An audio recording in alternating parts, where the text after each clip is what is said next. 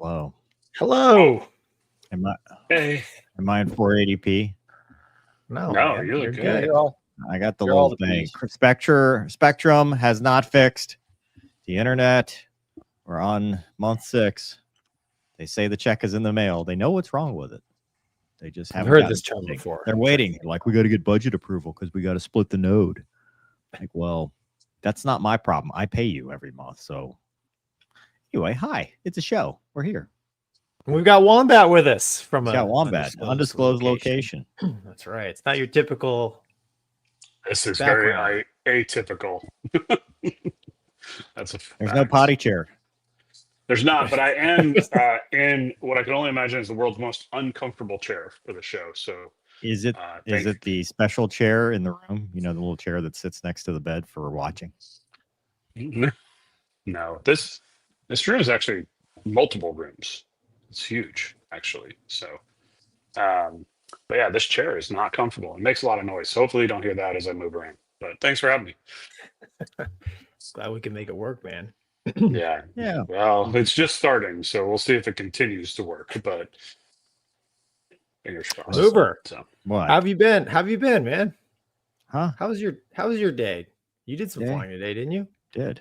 Huh? I'm a big boy now. Yeah. making your own decisions. it's really awkward when you look directly into the camera and say that is where it just got uncomfortable there for a second. I should turn on the thing where it always makes me look at the camera again. Remember that? That was Wombat's favorite. That wasn't weird at all. Wasn't weird. Hello, welcome back to the show. I'm here Oh for yeah. you. No, go back. No, go back to look at. Yeah, there you go. I got to fly with Lester last week on Nice. Thursday, and then I got to fly the police helicopter a couple days, and we were just Are they the talking same about type of helicopter or no? no, Oh, okay. no. One is an R-44, one is an OH-58. Are they not the same? I have no idea. Mover, this helicopter hatred is bred into Navy pilots that that go fixed wing. So you just have to roll with it, man. Yeah. Okay, that's fine. Wombat and I dodged a bullet. So, Well, some of us more than others, but yes, I've because the dodged a majority of few. naval aviation is helicopters. But I mean, I That's think a they're fact. cool. Yeah, of course they're Helicopters cool. are cool. Anyway, That's fine. Gonky, Yes, how are sir. you? What's up with your life? I'm good, man. Just doing the dad thing. I've flown the Airbus a couple times, so I just knocking the old rust off. So that's been kind of fun. Something I don't do very often. And then yeah, man, it's still summertime here in Florida, and we're just we got some family in town, so we're doing a little bit of the I'm sorry, Nice. dude. beach thing. Oh, geez. Ah. Hold on, I gotta read this.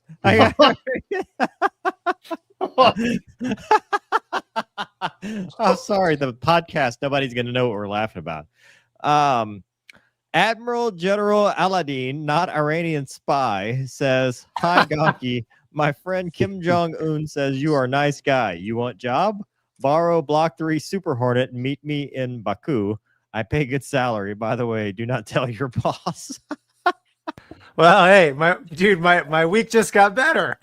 I love how he's just like, yeah, I just got a hey, job offer. Flying fighters Two again. places Well, you could work if you wanted to.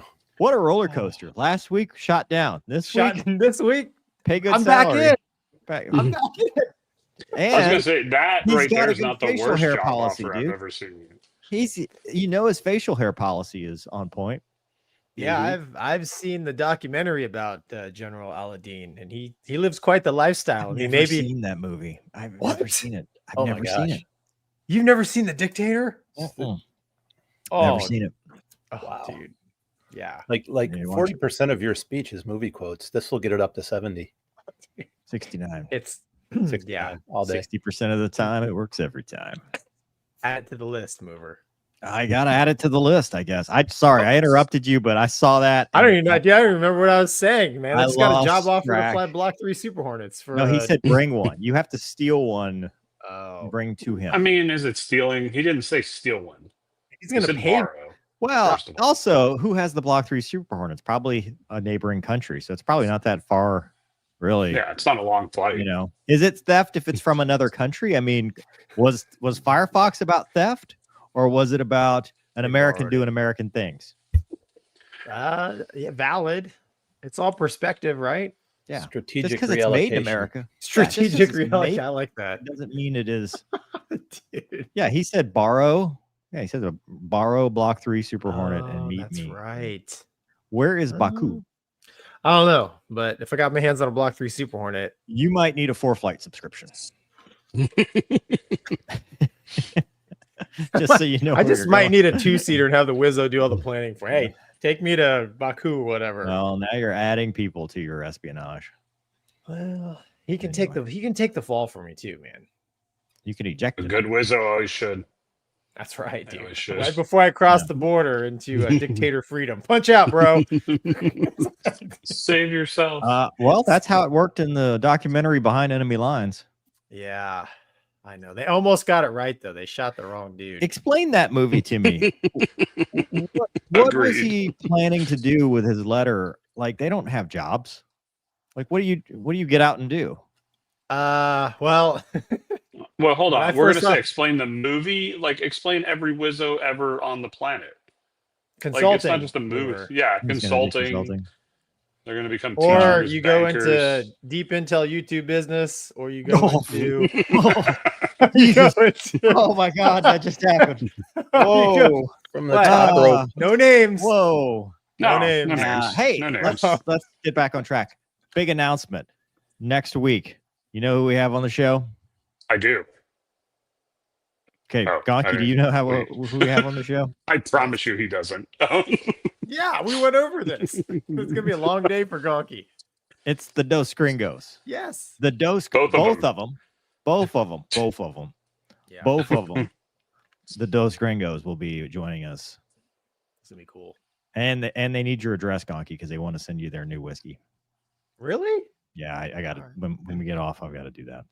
That's a Thanks, thing. man. Wow. That's I awesome. got the text. right Yeah, I before should the get a show. YouTube channel. Do you want Jeez. whiskey? We're the two Man. people that don't drink whiskey, so we're Yeah, gonna have to.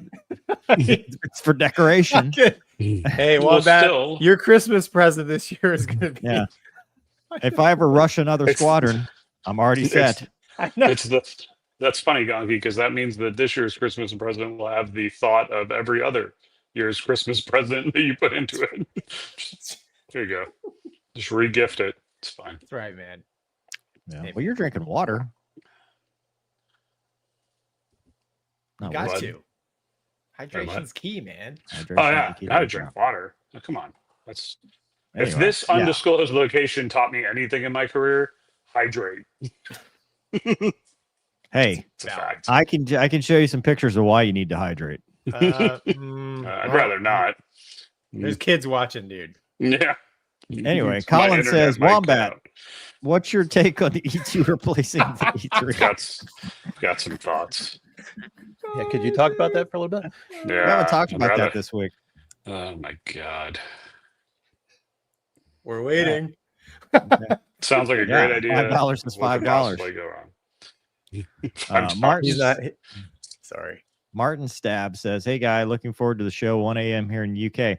I feel very connected to the UK because I just finished watching Ted Lasso. So What'd you think? amazing. Yeah, It's a great show. I liked It's a it. good show about What leadership. season? What? All of 'em. I finished them. You binged the whole thing? I mean, I didn't do it right now. Over the course of the last couple weeks, I have methodically made my way through seasons 1 through 3. Okay. Very tear jerking at the end. I don't know why you're Tears yelling were at me, jerked. but okay. This is my normal register. You should work on that. Might help you If out. you've watched the have you watched the show, Wombat? Your show or Ted Lasso? Ted Lasso. I've watched some of it. I haven't You gotten should through have a better attitude. Ted Lasso is like Gonky. Oh boy. Is that good or bad? I don't know if I should be like happy He's a about golden that. or- retriever. He's a golden retriever. Yes. But you said sad ending. What happens to? I'm not Well, going to don't spoil say it because I haven't. I didn't say it was sad. I said it was tear jerking. Okay. Okay. It's something about jerking at the end. I don't know. It's For fine. children watching. And in the Not UK, anymore. it's called wanking, not jerking. I learned that too from the show. I'm really glad I rushed to the iPad to be on this show. See, Thank dude, you you for learn that. something every day. Yeah. Every day. Awesome. It's always a pleasure. Thanks for having me. Nobody's brought up the beef, so that's good. Unless they have, It's because I can't see the early. chat. We've which only sucks. started. Yeah. Well, I mean, we're only 12 minutes in. My internet's gone potato. Your internet's gone potato. Finally, it's like the machine's rising up. Gonky is the last man standing in full definition. Makes no sense to me. Probably. I'm all analog here, dude. I don't know how. The man who deserves it the least has the most tech. Tom says 2 weeks in a row. At this rate, Wombat will be an official co-host. We tried. We denied. We try. Mhm. Can't afford me. We actually, there is a patch version with Wombat and a Hawkeye on it. Yeah. I haven't From seen the early that, days? but from Well, the maybe- OG, if you will. Hawkeye says, well, hello there. Good to see everyone. It's good to Thanks. see you, It's a Hawkeye. cute dog, too. Hammerby in North Korea would like to know, why does Wombat hate helicopters? Isn't an E2 simply a Chinook with the props pointing forward? It's actually the most accurate definition of a E2 I've ever heard. So thank you for that. Yeah. Oh, that's fun. I don't hate helicopters. I just don't want to be in one ever. They don't want to Yeah. be in you either. Good. Good. I like things with glide ratio, even if it's not good. Glide You get a ratio. glide ratio in a helicopter. Sorta. No, there's not. You do an Yeah, auto you do. rotation, which is just That is a falling glide. slightly faster. No, we have a glide speed. Oh god, dude! What is that Nobody on ratio? your show cares about I'm aviation curious, dude. stuff. No, I didn't know there was going to be an FAA oral today. I'm not answering. Kate says Conky and the Spy sounds like a book title to me. Yeah, what Wicked is Spider the- Black would like to know why Wombat blurry dose internet issue now. Because he's in a Because I'm in secret an location. Secret location, dude. Read the title. It's literally right in the title. That's why I put it there. Wombat himself has been redacted. He's I'm on in the run witness right protection. now. Okay. He's running from the I've beef. said too much. Said too much. It's said too much. Admiral General Aladdin, not Iranian spy, says, "Hi, Wombat. Very handsome. Hypothetically, how big microwave would I need to jam the E2? Should I put in on popcorn mode to confuse fighter pilots?" Dude. Listen, I don't ever. You guys can laugh at this, Admiral, all you want. I'm gonna help him out. You need exactly 16 metal forks. You put that in the microwave, stand very close to it, and put it on high. He's Promise, giving the it'll work. donkey a job. Why would you do that to them, man? Dude. I I'm love saving that. Gonky. I love it. He does that. The best part about this, other than being in the world's most uncomfortable chair, is there's a light right above where I'm sitting, and I don't know if you could see it. It's The air showbiz, conditioning baby. vent, the air conditioning vent's just making the light do this right over the iPad. It's not distracting at all, like at all. It's showbiz, baby. That's right. It's just how it works. Joe with the Airwolf patch, which is awesome. Again, helicopter. I think it's unfair to ask Wombat to comment on a subject he clearly has no views on, like the E2. Exactly. Thank you. Finally, somebody gets it. Swaggable tactical. Does he have swag that's tactical that he could share with us? Hmm. Bro, want I'm at some DCA swag. and it's trash. Everything canceled. Somebody was complaining the other day about DCA going back to their old ways. Today? Oh yeah, I think it's the weather right now. Is it weather? Wow. For $2 more, answer the question if it's weather. I think it is because there's a lot of weather. Didn't they just have a tornado go through? DC? Yeah. That seems like a really bad place for a tornado. Is it though? Not a. No. I mean, Yeah. No, but Ethor says, "Are the men dressed in suits finally coming after Wombat after his UFO encounter?" first of all, I have no idea if they're wearing suits. That's But all are I can men say. coming after you? It's like Man. we made a very big distinction about suits versus not. Yeah. All right, Yeah. listen. Let's get to the meat of the mission here, because I think we've done the lollygagging as much as we can lollygag. My weekend was great. Thanks for asking. Appreciate it. Dag says big line of thunderstorms moved through from 5:37 Hmm. at DCA. How was your weekend, Wombat? It was great. I used a chainsaw. It was For amazing. the first time? On the Porsche? No. I will tell you, if you ever are having a mental health minute and you can't get on the show and listen to geniuses like us talk about stuff that we shouldn't even talk about, get a chainsaw and just cut something down. Unless you're on my HOA board of review, then I didn't do anything at all whatsoever. I'm But changing things right now. 50 cal on a tripod does the same thing. Wombat. dude, yeah, I'm pretty sure they would have picked up on that. Get Go a ahead. chainsaw. There we go, dude. It really helped. Brought the kids out there. We did some modifications. It was good, man. It was good. So Nora is definitely the crazier kid with running at the chainsaw. So I'm like, we need to knock that off. But it was good. It was good. No apparent fear of death. Yeah. No. That's a Zero. thing you can wash out of pilot training for. Well, she's Yeah. great, so don't do that. But by the time she's old enough to fly fighters, they're Oh, she's got plenty of pilots. time to get afraid of things. Yeah. So Yeah, that, and there won't be any fighters left by the time she's old enough. exactly. Yeah, Be- unfortunately. Controlling from the layer Yeah. or the little. There'll probably still be Connex boxes. Be like Terminator Well, yeah, style. we're not going to upgrade that. I mean, No, that'll still be. It'd just be Yeah. like a comfier 100%. chair. Yeah. yeah, exactly. So Swaggable Tactical says, "Yep, it's weather. Please no destruction until I'm gone." yeah, that's be careful. All right, serious things. Yeah, all the Okay. things. Gonky, Yes, sir. the Air India Flight 171 787 crash preliminary report was released. Mhm. I made a video on my channel doing a complete breakdown. We won't go into that level of depth, but I want to talk to two airline pilots that have obviously had opinions and experiences with flying Oh, large aircraft. Mhm. What? aircraft. Okay. Yes. Sorry. Yeah. Anyway, here's the report. I took the liberty of highlighting some stuff because I think that's what we're talking about. There's an SAIB that they reference, Special Airworthiness Information Bulletin, and we will talk about that directly later on. But it says the scrutiny and maintenance records for this flight revealed that the throttle control module on this aircraft was replaced in 2019 and again in 2023. However, the reason for the replacement was not linked to the fuel control switch. There has been no defect reported pertaining to the fuel control switch since 2023 on VT A and B, which is the aircraft that happened. So as far as what happened, or at least what we know so far,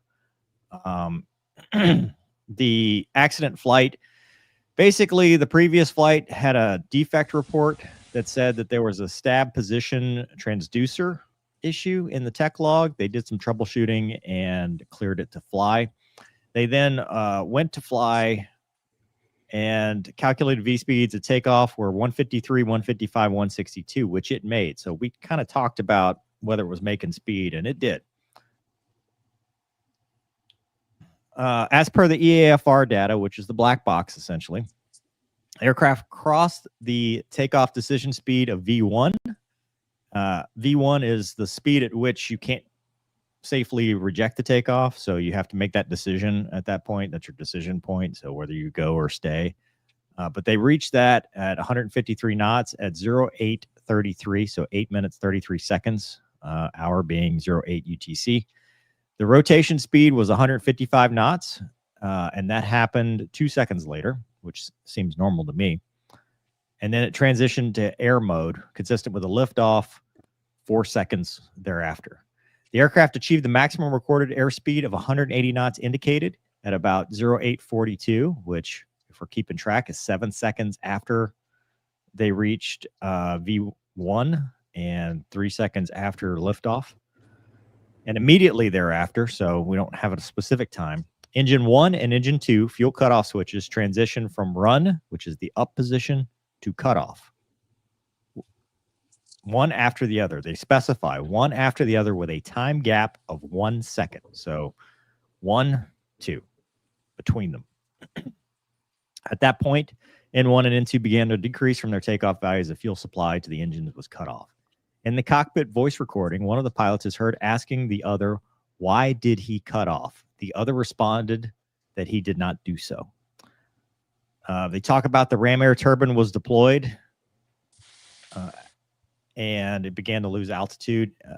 Per the EFR, the cutoff switch transitioned from cutoff to run at about 52, so minute 0852, which is 10 seconds later. So it took 10 seconds from it going off to going back on. And then the APU inlet door began operating consistent with the auto start logic. Thereafter, 4 seconds later at 56, the engine 2 fuel cutoff switch also transitions from cutoff to run. When I move from cutoff to run, while it's in flight, they say FADEC, but it's EECs, automatically manage relight and thrust recovery sequence.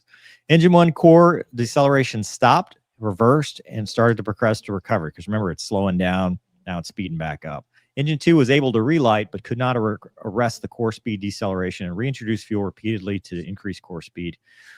At 0905, one pilot transmitted Mayday, Mayday, Mayday. The air traffic controller inquired, but they did not give a response. As far as the progress of the investigation, they're still looking. They took fuel samples from the tanks used to refuel the aircraft, and they were found satisfactory. Also, there are no recommendation at this stage of the investigation. So where they know what they know at this point, there's no recommended actions for the 787 or GE Gen X 1B engine operators and manufacturers. There's still more to come. There is an article, Doug, if you've got, do you have that Reuters article? Can you pull that up? I think that's what's up. Check and see. Okay. So they're going to look at the fuel switches because of the SAIB, which I will talk about in a second, but FAA and Boeing said that the switches and the locks are safe. And if you scroll down, it basically said there is no, when asked for comment, hold on, right there. Nope, above that. The FAA does not consider the issue to be an unsafe condition that would warrant an airworthiness directive on any Boeing airplane models, including the Model 787. And they point out, although the fuel control switch's design, including locking features, similar on Boeing airplane models, the FAA does not consider this issue to be an unsafe condition that would warrant an airworthiness directive on any Boeing airplane models, including the 787. And I bring that up, Doug, you can remove that, please. I bring that up because here is the special airworthiness information bulletin that was produced. The background on that is that it affected or applied to owners and operators of 717s, 737-700s, 800s, 900s, Dash 8, Dash 9, 747s, all of them, 757s, 767s, 787, MD-11, and the MD-90. So a wide swath of aircraft. And the background of that is that the fuel control switches on certain 737s were installed with the locking feature disengaged. The fuel control switches or engine start switches are installed in the control stand of the flight deck and used by pilot supply or cut off to the engines. Fuel control switch is a locking feature to prevent inadvertent operation that can result in unintended switch movement between the fuel supply and fuel cutoff position. In order to move the switch from one position to the other, where the locking feature is engaged, and necessary for the pilot to lift the switch up while transitioning the switch position. So you got to go up, out, down, up. If the locking feature is disengaged, the switch can be moved between the two positions without lifting the switch. During transition, the switch could be exposed to potential inadvertent operation. Inadvertent operation of the switch could result in unintended consequences such as engine shutdown. Boeing informed the FAA that the fuel control switch design, including locking feature, is similar. So this is where it directly applied to 737s, but then they said, hey, it's similar on these aircraft. So these are the ones that it's similar on. So they said, hey, if you have this design, inspect. And if you have this specific model with these specific part numbers, you need to replace them. So it was a two-part thing. It applied directly, but they said, hey, monitor, which meant the whole fleet. I mean, it's almost every Boeing aircraft. What that switch is, and just to finish up, I want to get you guys' opinion. I just wanted to set the stage here real quick. This is the TL series micro switch. That's what it looks like. They are independent switches. So they are very different. It's not two that work simultaneously. They are each individual switches. Each switch has 4 mechanically separated channels, 2 of which do electromechanical stuff, and the other 2 feed through the FDR. The EFR basically gets that data, so we'll know decisively through this information whether it was switches or software. Gentlemen, I yield the floor. Sorry for taking so long. I just wanted to put all the pertinent information out there. Gonky, your thoughts, or Wombat? Hell, Wombat, take us away. Well, I have questions, and Mover, you're very qualified to answer them.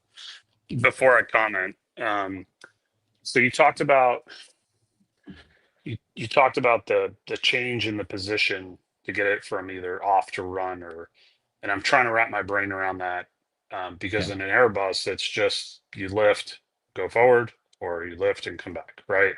There's a good picture right there. So it seems, Gonky, am I wrong that looks basically the same as the Airbus? Just so I don't say something stupid. Okay. Yeah. Okay. Okay. Additionally, I'm going to make an assumption, which I'm sure will give me lots of hate. But Mover, and I know you don't obviously fly for Air India, but on the 7-8, in the normal sequence of events, okay, so no different than I did today, 80 knots thrust normal or whatever you say, V1 rotate, right? Positive brake, gear up, right? Yeah. Is there anything in a 7-8 or in a Boeing, for that matter, that would be a multi-switch movement? And what I mean by that is, because these switches are not connected, right? It's going to take, so we're all muscle memory, and I know smart people hate when pilots talk about muscle memory, but we refer to muscle memory as something that very intelligent people will tell you is not muscle memory, but it works for us in an aviation world. So my point that I'm getting at is, every time I pull back on the stick or the FO pulls back on the stick, there is one movement I'm waiting to do, and that's to get the gear up. It's a one movement thing, and then it's a pause for quite a while before flaps start moving. Is there anything that you can think of in a 787 that would be a multiple actuator movement at that time of flight? Or is it just the same? Gear up, wait as it accelerates to get the flaps. Yeah, you're going through the exact same call outs. You go from the beginning, right? Thrust set. Then you get your 80 call. Then you get your V1 rotate. Positive rate by the pilot monitoring. Gear up by the pilot flying. And then accelerate on the flap schedule, which they were flaps 5, and go flaps 5. Where is the gear handle in relation to these switches? On the front panel. The switches are behind the not even close. Yeah. So it sounds... I think, I'll just back up 1 second, because Blanco Lirio talked about something that I'm familiar with, because it's been an emphasis item at some of the airline training, and you might remember this from your training day. I guess you guys at the Airbus, it's not a thing. There was recently an emphasis on guarding the throttles. They didn't want your hand like in your lap or just kind of willy-nilly. They wanted you to be in a position to take the throttles, right? Because from a Boeing perspective, and it may be the same, you're a captain on the Airbus. From a Boeing perspective, when you are the captain, your hand is on the throttle all the way to V1. And at that point, your hand comes off the throttle. If you're not, as it comes off no matter what. As the pilot flying, once before that, so up to V1, you should be guarding the throttles, because they don't want them to creep back on their own. Or, so you got to keep your hand there. A lot of people rest their hand around those fuel controls. And same thing, once you pass V1, a lot of people rest their hands. I know there's video out there of the 787 pilots using both hands on the yoke. That is a technique, not a procedure. I personally, from my sim time, right, and, wind shear, V1 cuts, all that stuff, as soon as we are, at the rotate, I put my hand on the throttle, because I want to be able to toga push, if I need the thing to go. if we get into the Sure. situation. So, and nobody's ever told me that's wrong, because I like, as a fighter pilot, I like to control it because I'm flying the thing. Even though the auto throttles are doing their thing, I still Sure. want my hand on there because that physically moves. But there is the I guess speculative statement that guarding the throttles, if your hand could be on those switches or near those switches. But continue. Sorry. Go ahead. The reason why I was desperately trying to get to this undisclosed location to try to be on the show. I knew we were going to talk about this. I was actually called my mom on the way to work, and we were chatting about things, and this came up, and we talked about a few things, her and I, and like, I want to make it very clear, like, I want desperately in my heart, and I could say this because it's not my show, so don't get pissed at Mover and Gonky for what I'm about to say, but I want desperately in my heart for this to be an accident and not a deliberate act. Like, I really, really want this to just be an accident that we can learn from. I mean, people's lives are lost at this point. You can't bring them back, unfortunately. Like, I don't want this to be a deliberate act, not for aviation ever, not for aviation now. So I'm trying to go through my head as to why or how those switches would be moved, which is why I had the questions, first of all, because I'm not familiar with the Boeing cockpit. But it does sound like the switch is very deliberate, much like the Airbus, on purpose. Now, I'm going to tell you a story that I don't think I've ever told you, and hopefully I don't get in trouble for telling, but let's be honest, it's been a hell of a career this far. I didn't think it would last this long, so I might as well tell a story.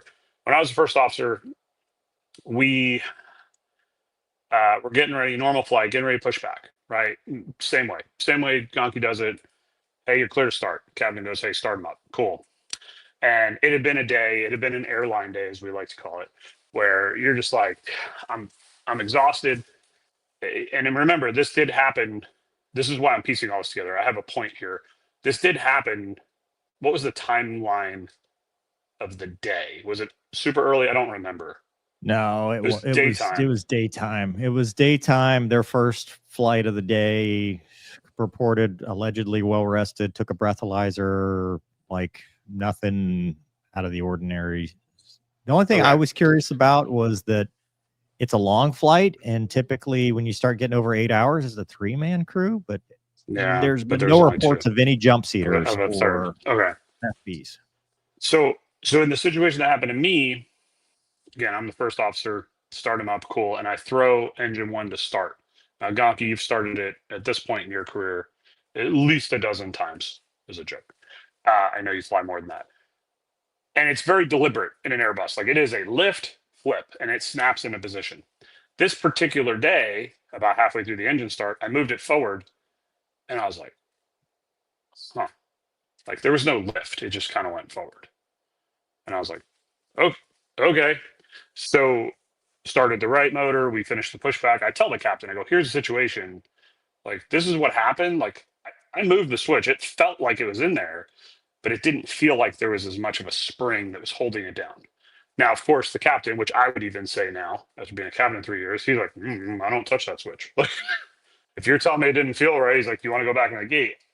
Well, now I'm in this weird place because I'm like, well, I don't think so. Like, there's a notch in there, and I don't know how old this specific 787 was. I mean, 787s as a whole, 12 years old. they're not super old planes, right? The plane I was flying was a very old 320.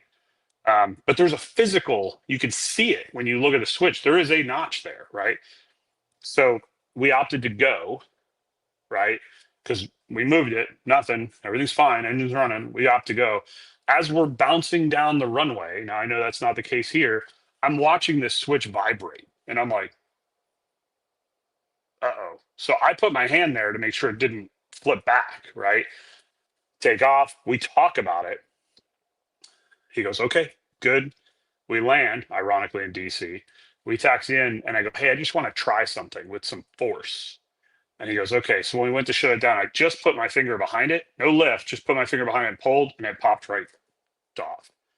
And that moment there, I was like, if an FO ever tells me, like, hey, the spring doesn't feel right, I'm not going. Like, it was so eye-opening to me. So when I see a situation like this, I'm like, well, but here's the problem.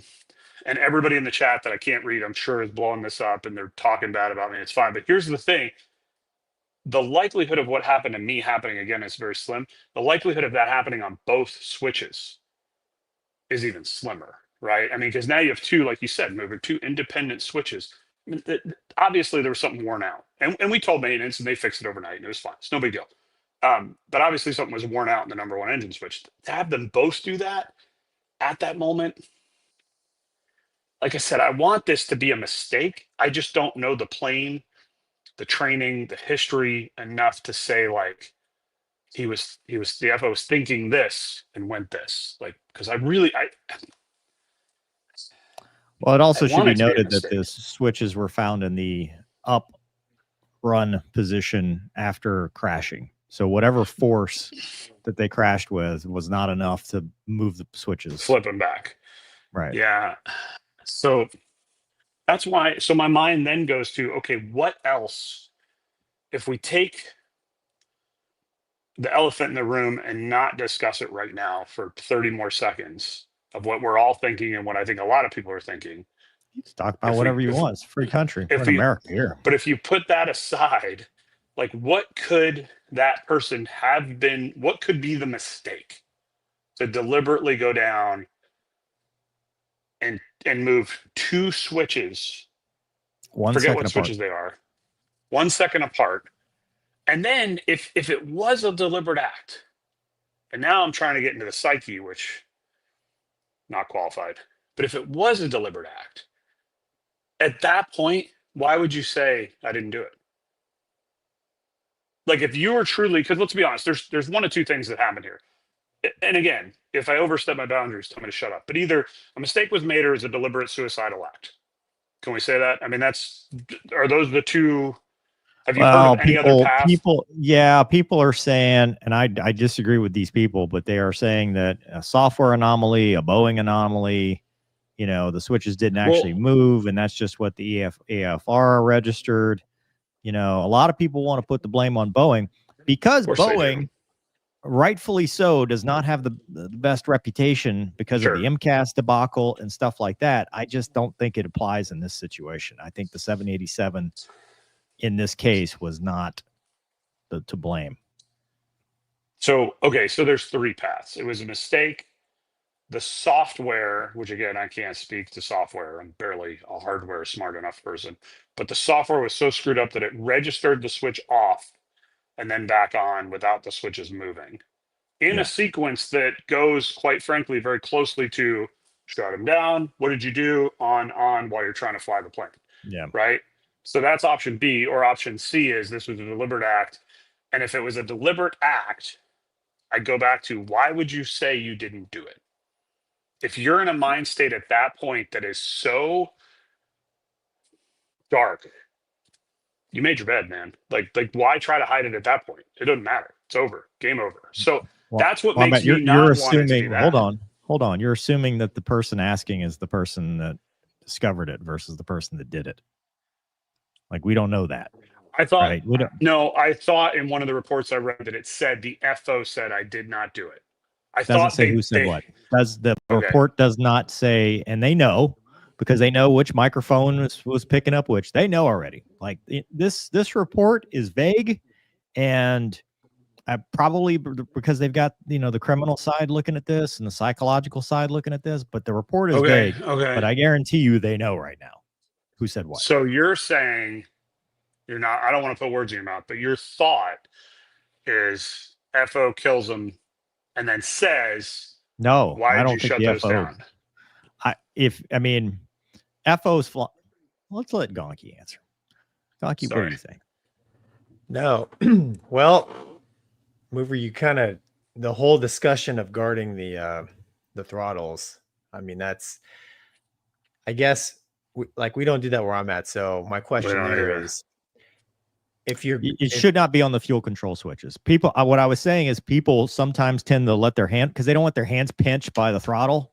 Yep. If it's a rejected takeoff, so they let their hand kind of settle down, and when my question is when typically, so you're rolling down the runway, right? Captain's got his hands on for the V1 cut if you need it.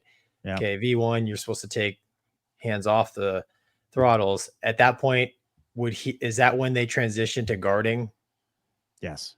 Okay. And then Yeah, at what because you don't want the throttles to creep back. You want them Right. to, you know. But then at what point do they remove them? I mean, once Like, you're when at do you stop rotation, guarding? once you're at rotation, you know, now it's FO flying, the pilot monitoring, or pilot flying is flying, and now the pilot monitoring is now transitioning to positive rate, gear up, because they're not going to guard anymore. They're going to go reach forward on the dash, put the gear handle up. Yeah. So I guess paint me what do you guys think? Because I'm curious. Because I didn't either read enough or understand enough. No, so like Mover said, so you guys have covered a lot of the things that I'm thinking about, but the report is vague. They're leaving out, in my opinion, just my opinion, I think there's obviously some stuff left out. I find it hard to believe. I mean, just put yourself in that takeoff sequence. You know, if you're the FO, the pilot flying, I mean, I'm staring at center line, waiting for an engine to quit, because I'm gonna be Johnny on the spot with the rudder. I'm gonna keep it lined up. We're gonna airborne, trim it out. I'll I got the whole script in my head ready to go. The surprise factor of it, right? I mean, the startle factor, right? I mean, you take off, and then all of a sudden he's not taking off. He's like, what the heck is going on, right? I mean, the captain, hypothetically, if you were going to try to crash an airplane, I mean, the timeline of events are about as dangerous as you can make it if you're planning on using the cutoff switches to crash that airplane. Right where it happened. The whole argument with guarding the throttles, as the captain might, but man, like the odds of him bumping both switches and both switches being worn, right? And they were right, and they were still split by a second, so it wasn't right. That was another argument I've seen on my video. People are like, "Well, you don't know. We don't know the sampling rate." I'm like, "We don't know." But the investigators who wrote the report, who specified 1 second, specified it because they know. But like that was an intentional statement. Go ahead. But the other thing is that those switches were replaced in 2023, right? No, the throttle quadrant, those switches had not been replaced at least the entire time. Hold on, I'll bring it back up. The other, while you're looking at that WOMBAT, I mean, just riddle me this, man. If you're the FO flying and you're taking off, and all of a sudden, like the bottom starts to fall out of your seat, you're like, what the hell is going on? I think there would be more of a conversation other than, hey, why'd you shut him off? I didn't. End of conversation. I mean, other than being focused on trying to save your life. Agreed. Where is the throttles in this? And again, I came up with I apologize, Mover, for not being Boeing smart, but so we can take off in a flex or toga, essentially. Those are our two options, they were in a RTO TO2 or TO1 or something. They were. So is there more throttle? So they were like a flex.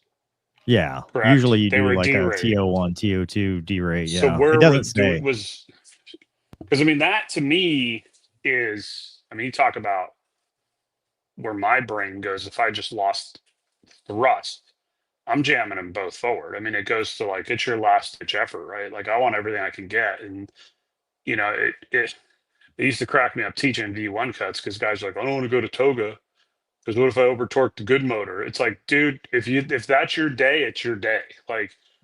This isn't the old Mad Dog. Protections. You're not. It doesn't have. Oh no, there's 100% protections. There's 100% protections. But it was the old school mentality of the Mad Dog guys that were like, well, one just failed. I don't want to overwork the other one. It's like, no, I'm gonna get every ounce out of it. So if I had felt both go, those in my opinion, those thrust levers in an Airbus would be bent around the toga detent. I would be doing everything I can to get. I wouldn't be even thinking engine switches because your natural assumption is no, of course they're on. So there's a lot of questions. Yeah, and Gonky, that's what I'm to talking answer about. your Man. question, there was no defect reported pertaining to fuel control switches since 2023. Okay. So I mean, but that's kind of what I'm talking about with the cockpit voice recorder. There's and maybe there's reasons why they didn't release it per the investigation. I don't know, but I just Is there think that a cultural thing here, though? Are we thinking like dumb American pilots where, yeah, you better believe if I'm flying with Krusty McCrusterson so and I think let he me just shut it down, I'm going to be like, dude, what the, you know what I mean? Like, there's Yeah. going to, trust me, well the cockpit let voice me recorder on my event would not be kid friendly. let me throw something. I'm sorry, I don't want to just for clarification, Gonky, because this might help you with this because Boeing, right? Fly the 787 in case anybody was wondering. Are you a Let's real say you go, that's the beard. You go fuel cutoff switches to off, right? What's the pilot? They're going to get an alarm. It's going to make a loud noise because you're going to get an immediate ICAS message that says engine shutdown. That's all you're going to get, right? It will not say it won't tell you why, because it could be one of two things, for systems. It could be fire switch or the fuel cutoff switches. It could be one of those things, but it means that you're intentionally shut down the engine. So me, having done this hundreds of times in the sim, because I'm a professional sim pilot, I look forward at, as soon as you hear that, if you're not expecting it, the first thing you do is your eyes snap to the flight display and you go, what do I have? Because you're going to see, so there's two indications right now. First, you're going to have the ICAS message. Second, the secondary engine page is going to pop up. That's the other piece. Same. If you're super smart, that's the fuel control because, well, that's a systems thing. But if you're startle factor, not expecting it, what do you think when from hundreds of reps in the sim, what do you think happened? You just had an engine failure. And so to me, the only way to know that the fuel cutoff switches are in cutoff is visually looking. And that's why you would say, why did you cut off? And from that point on, it's all things don't make sense. Because what makes sense to pilots? Fire pod frozen, engine, something bad has happened. The engine fell off, severe damage. What QRC do I need to grab? But it's not going to register if someone flipped a switch. That's my opinion. Anyway, Gonky, go ahead. Yeah. I mean, dude, there's just some holes, right? So, I mean, I talked about I think there's more discussion going on than the report's doing. And then the other thing is, if let's just say, in my opinion, like maybe the captain turned him off. Like, why would he turn him back on? If his It doesn't say he did. Turned him back on. It does not say he did. There's a 10-second gap between when they turned off. Something happened in 10 seconds. Right. That's 4 seconds between them. Yeah. So these gaps in time, I think critical things happen that would fill in the story. But if remember Egypt Air, I forget who, one of the pilots, pushed forward on the yoke, the other one was pulling back, and they end up crashing the 7.6. So like in my mind, like if there's a struggle, some sort of struggle on in the cockpit, like one guy wants to crash, one guy doesn't, these switches would be going on and off. There would be some pandemonium going on. Is there a struggle in the cockpit though? I mean, I'm just saying culturally, I mean, we've seen mishaps where FOs culturally have just gone, what? To the mountain? Yeah. I mean, yeah. Let's. This is hypothetical, speculative, because I want to address the way people say, well, it can't be done. I've gone to a lot of crappy calls, suicide calls, stuff like that. I've been homicide, suicide. They don't make sense. When you try to add reason, especially when you start talking about narcissists that do stuff, or people that have that mindset that's the point that they've reached, whether it was instant or pre-planned. It's not like you're trying to rationalize things that dude, I looked at a dead dog because the woman killed her adult daughter and killed her dog and herself. Like I can't fathom that. Like I've seen that in real life. She called 911 as she killed her daughter and said, "Y'all come get me," and then killed herself on the phone with the dispatcher. Does that Yeah. sound like somebody No, you that can't is rationalize irrational behavior. Like you that's can't. they're- And so when you start thinking in this world, right? Why would you do that? Well, like you talked about, Gonky, you did it at the worst possible time because you knew that's the worst possible time. Why would you restart it? Because when the investigators go look at the wreckage, the switches are going to be back and the engines are going to try to run, but you knew there was no chance that they would ever do it. I'm not saying that's what happened, but to answer your question of why, because if you wanted to make it look like an accident, but it wasn't, you know, and you just ask the guy, why'd you do that, to try to throw, oh, I didn't. Okay, well, like there's a lot of things in between. Well, I that can could have almost possibly happened. almost take what you're saying, Mover, with the irrational thought, and then I can apply aviators' thoughts, right? And this was something that I saw for years teaching, and you guys, I'm sure, will agree, because when you didn't see this in aviators, it stood out so much. And it's that, you know, jokingly, I mean, I literally made this joke today, flying to this undisclosed location. I was like, well, you know, if this happens, I got the rest of my life to figure that one out. And what I mean by that is, like, we were bred, you never quit, right? Like, and very rarely have I seen, mostly in the simulator, where guys just get so beyond their ability that they just are like, I'm done. And you're like, oh, that's not an option, man. Like I would tell guys, I'm like, I'm gonna be the Airbus pilot that's still trying to move the stick, but the fuselage is over there, right? Like I'm not even connected to a plane anymore, but I'm still trying to fly her because I believe in my core I could somehow do it. So now you take a situation like this, and and again, totally speculating, and I hope I'm wrong, but you take a personality that's reached their point of, whichever one it was, they've reached their point of complete irrational behavior, and you put it next to somebody who's in this mentality that they will never quit until the impact. Now maybe you do have that where it's like, shut them off, and then the other guy's the one who starts them back up, and they're trying to fly. I mean, who knows? Because that's all left out, and I think that's left out for a reason. I want to ask you something, because you were an instructor in airline world. In any scenario, have you ever had, other than personality conflicts, but just in general, have you ever had an intentional scenario where the one side is intentionally doing something and you have to discover it? The only time I would see that at the airlines was when training line check captains. Because when in normal training line check captains, you would do that. They would do scenarios where one pilot would play bad pilot and do bad pilot or things. Malicious pilots. I guess what I'm getting at is, look at the startle factor, right? Any emergency, engine failure on takeoff, that's the one we train to the most, and it's still going to be a little bit of a, like, we always flail through the sim. We get through it because we're cooperating. Imagine, put yourself in whichever, let's say one pilot is doing it and the other pilot's not. Put yourself in the one that's completely innocent. Put yourself in that person's shoes.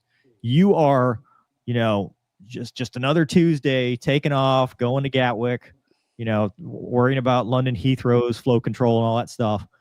And you take off. The first thing you're thinking about is, okay, he's going to say positive rate. I'm going to say gear up. I'm going to do flap protraction schedule. And the next thing you hear is doodle-doodle.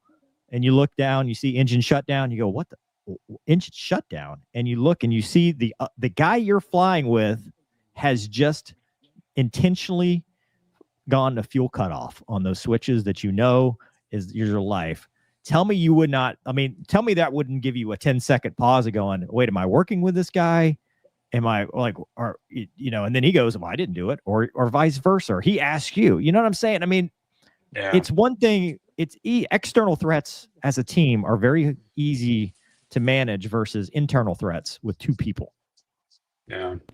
I don't know the, go ahead, sorry.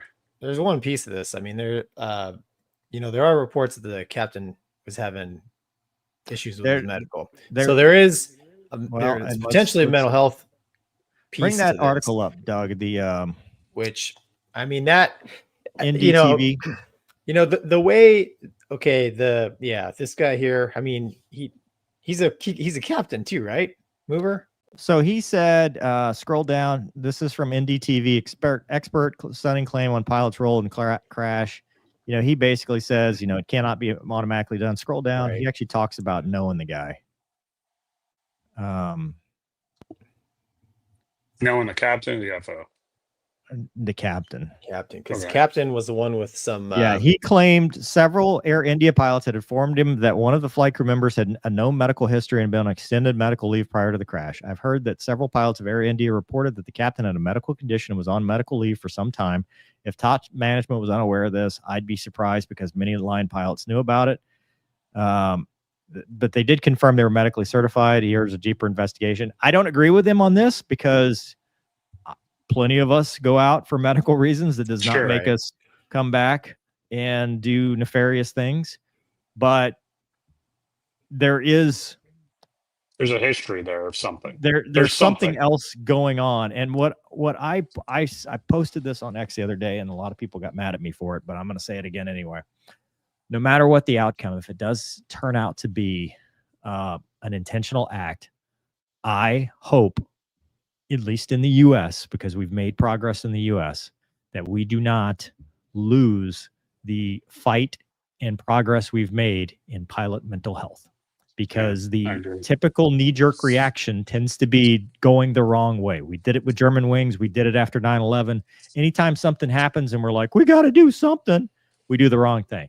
So I hope cooler heads prevail no matter what the outcome of this investigation is, that we encourage pilots to get help and to not fly if they're dealing with something versus do some stupid knee-jerk reaction where we say, well, guess what? Everybody gets a psych eval, every year, hide your problems, don't talk to anybody or you lose your medical, all the kind of stuff that could come from something this major.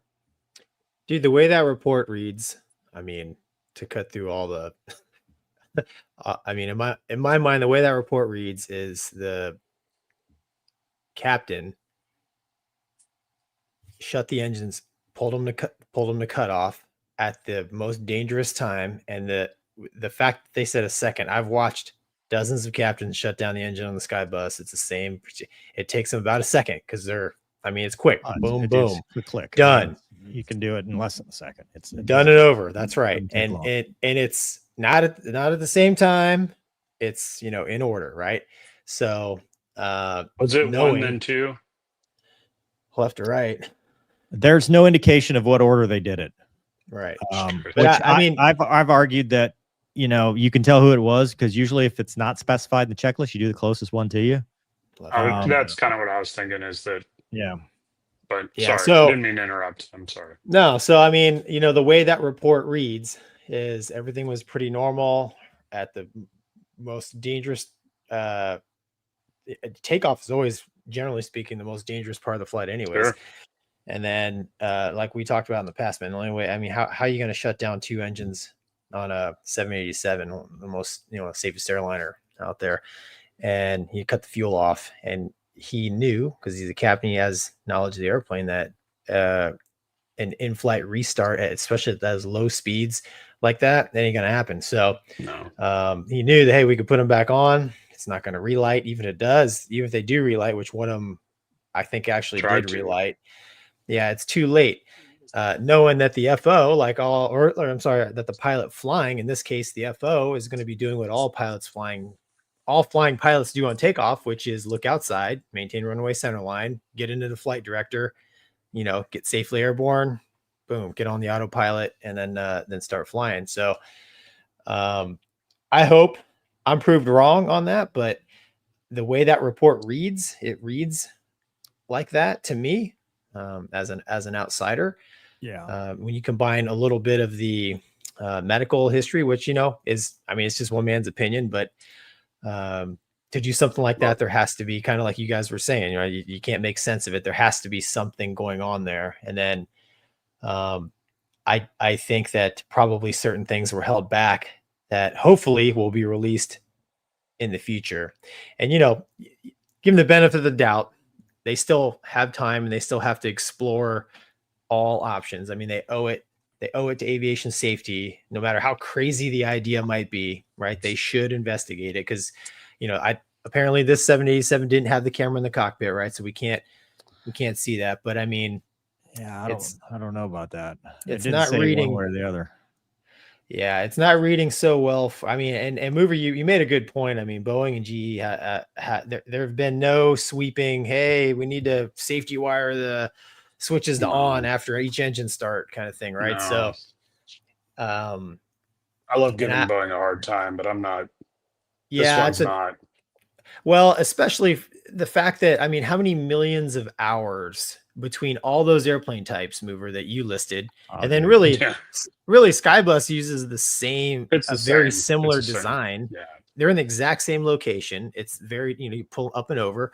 So, other than Wombat's story, that's the first time I've ever heard of any potential issues with those switches. Even if you did, something had to hit them. Right, exactly. Even Yeah, if the, and then even if both the of them. lockout is locked, something has to, I mean, and then Agreed. it's There's a mechanical that's something has to mechanical. physically move them to that position. The Yeah. lockout's just keeping it from moving, but they still have to be moved. And Right. okay, like a bump in the runway. Well, it survived a crash. So Yeah. Right. Right. And the landing gear handle was down, which means they never got to that part in the checklist. Right. Yeah. This happened. They say Oof. 180 knots is when they see it, but I mean, obviously they're accelerating as they climb out. So who knows when this happened, but what I was going to say, and I don't know the way how their country does this compared to like the FAA. I hope that all the info comes out. Like, I hope there's nothing, and I'm not suggesting that somebody would cover it up on a governmental level, but like the FAA, I mean, if it was legit nefarious, if it was, the most selfish act you could possibly do with that many people behind you, like, it would be reported. I want to believe, like, they would be like, this is what we found, this was deliberate, because people would learn from it. I mean, I just hope that it's the same type of reporting. Well, Mover, aren't they part of like the EU, right? So they're on a timeline, like as far as the investigation goes. I think like all the ICAO stuff has to. Yeah, they're not part of the EU. I No, mean, but they're flying. ESA. They're flying rules that they abide by. Well, they have to in order to go to these countries. Like you have to. Yeah. So I don't know, but I mean, to me, the preliminary report said more than I expected it to. Yeah. Yeah. I honestly was waiting for, so, kudos to the Indian government for being this transparent 100%. because I did not expect this level of detail. Like everybody's like, there's a cover up. I expected a synopsis of on this date, this happened and we were investigating. And I did not expect about the fuel cutoff switches or what was said. Like they could have left all of that out and just said, that's true. 100%. preliminary indications show that the fuel cutoff, the engines were starved and attempted to relight. And they could have stopped right there and not said anything about the 1 second between them. They could have said nothing about. Now, granted, they did put their little spin on it by putting the SAIB in there, which I still think is not applicable. But, it's obviously something that should be looked at. Yeah, I hear you. Maybe it's in there to show that it's not applicable, though. Does that make sense? Yeah, Because I mean, maybe it would be a situation. Yeah, like, hey, we looked at this because how everybody's going to Monday morning quarterback this or whatever they Monday morning cricket it or whatever it is in India. But so maybe the whole point is like, hey, I know you're going to say this, and we looked at this, and this does not apply. I don't know, because it is. Well, I mean, it covers a large amount of Boeing aircraft, so it's not, Interesting. It doesn't cover the 777. I wonder why. 777's got a very similar looking, like what makes it different. Yeah, it is weird. I wonder if there's like some sort of electrical difference. I don't know. I'm not Boeing smart, nor will I ever be. Yeah. All right. Well, I'm tired of talking about this. I'm sorry. The whole thing makes me really sad. Yeah. I mean, the thing, the bottom line is 230 people, plus the people on the ground, lost their lives that day, and it didn't matter if you were in first class or at the back. It's the same outcome, and it's tragic. And it's terrible for those families, and it's terrible for if it is a nefarious act. And I know it was a single pilot doing a one bad thing. I feel for that other pilot's family. for not knowing. Yeah. Right. Because, you know, people like us are saying, well, you know, it doesn't look well. But I mean, there's one family that's grieving the loss of their loved one with that hanging over their head. That's the part, Yeah. you know, you Yeah. want immediate answers and immediate justice. And I've talked about this before when we talked about the unfortunate case of DCA with Rebecca Lobach. You know, people want a villain, people want answers, but they also get mad, and then they go after they say things about these people and the families and stuff like that. And families are just trying to grieve. Yeah, it can get ugly. Yeah. Yeah. So, all right. Well, here we go. See what the On a audience positive says. note, no men in suits have shown up yet. Because they're in the chair behind you. Thomas says, see, Gonky, this is why you need to write the book. Where's Wombat? Where's Wombat? If anybody can guess it and Doug sees that they guess it, I'll send you something. Can I guess? No. I can guess. Doug, if you see it in the chat, I will send something if we can actually Will get a hold of that person. Well, I mean, how are we going to see anything with the 140p? Your connection is almost as bad as mine. Tom says for legal nah, you're good. You're good. Good enough. Tom says for legal purposes, the important thing is we can hear you. No. For legal purposes, specify to use the chainsaw on trees. I said nothing about trees. Renee says, Wombat, where's the beef? Lisa says, congrats, mover. You were mentioned by flight safety directives. Liked your video. Awesome. Don't know who that is, but thank you. Flight safety detectives. Well, they sound. Yes. I mean, I like the words in that statement. Safety, flight, detective. I mean, you put them all together. That sounds awesome. Cool. Thank you. Esad Akar, good morning from Turkey. 0319 AM. Thank you for another awesome show. Awesome, man. Every week. Hello. Raider Shield family, aka 93 Navman. Are these switches not detented like our beloved fighter bombers pull the move? Yeah. But the argument is if that SAIB, which is a informational, not directive, applied, then that pull part may have been not needed. But it's two switches simultaneously failing, 1 second apart. RJASE5 FDR CVR technology has been around for multiple decades. Why aren't cameras in the cockpit to assist in investigations a thing yet? Would you want to be recorded at work all the time? That's my counter to that. Yeah. There are a couple professions that the answer is yes, but for the vast majority of people in this world, they do not want to be recorded while they're doing their job for a lot of reasons. So, and I don't agree with cameras in the cockpit. Yeah, personally. I'm with you on that. So, because things can be taken out of context, right? I mean, it's how you look, right? Like I could be doing this right now if people could see me because I have no idea how bad my video is. And people could be like, oh, he's looking at his phone, or, oh, there's somebody in the room with him. Like, you don't know, right? So unless it's like a full 360 GoPro setup where you know the whole environment, it's just, it causes more problems. If they want to, like in the Hornet, right? The elbow cam. If you want to film my DDI or my they don't need to. They already have that data. Yeah, they have it all. That's the thing. Yeah. But that's the thing is it's not used. So here's the issue with it. To answer the question for your $5 worth, which I've now gotten on a freaking soapbox, the bigger concern it's going to be used for disciplinary actions on things that aren't really happening, then it's going to be used for safety. And when you have those competing entities, it becomes an issue. So, well, on a side note, his tail is OnlyFans. I mean, like you guys fly. That's awesome. You guys fly with some semblance of an iPad, something, right? I mean, I'm assuming. Now, I don't know if the 7.8 is it built in the 7.8, or do you still fly with like an individual? We got an iPad. I had to Okay. send mine back. Have you ever No. seen anybody in this industry put a piece of black tape over the camera of their company Gonky iPad? does. I've seen Gonky do it.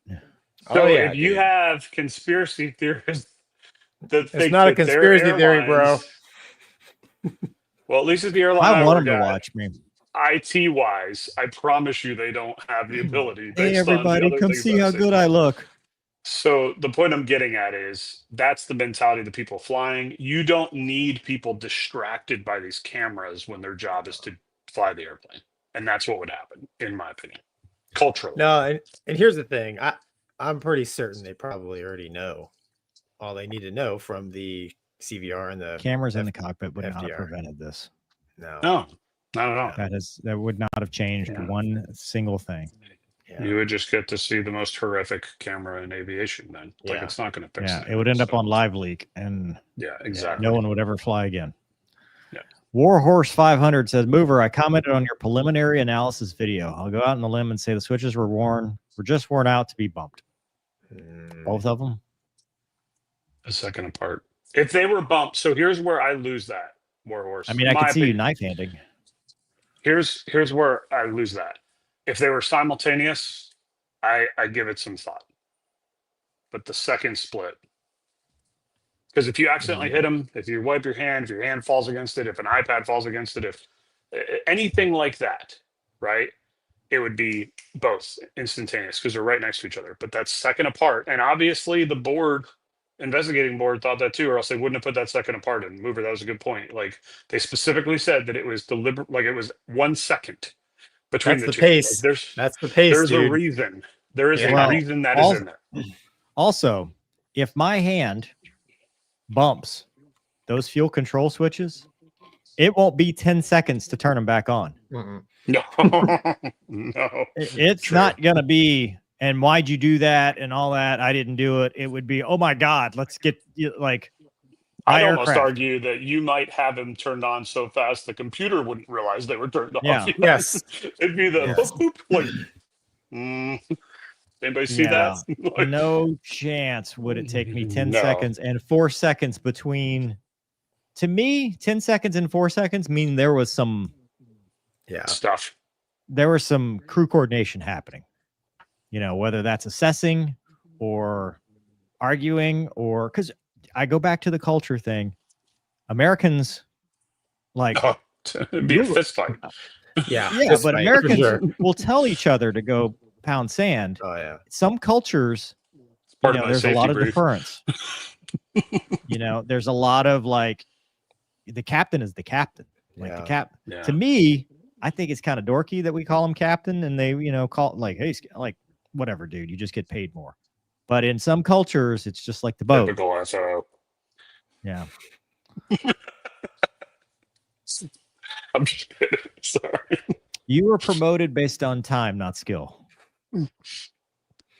By most things in my whole aviation career, to be honest with you. So, I was gonna If say there that. were- listen, if there That were applies to feats of me too, strength man. That involved, hurts. if there were some level of like you had to, do gladiator combat to become a captain, or you had to do something real cool, but just because you didn't get fired for longer than I did, come on, Hey. man. That's whatever. Dude, that is the entire industry, Mover. That's is. terrible. It's the entire that's the entire industry. I'm gonna get some hate mail now. Like, well, Mover, yeah. you should know that the seniority system is designed, and you're a scab. Oh, dude. Well, what?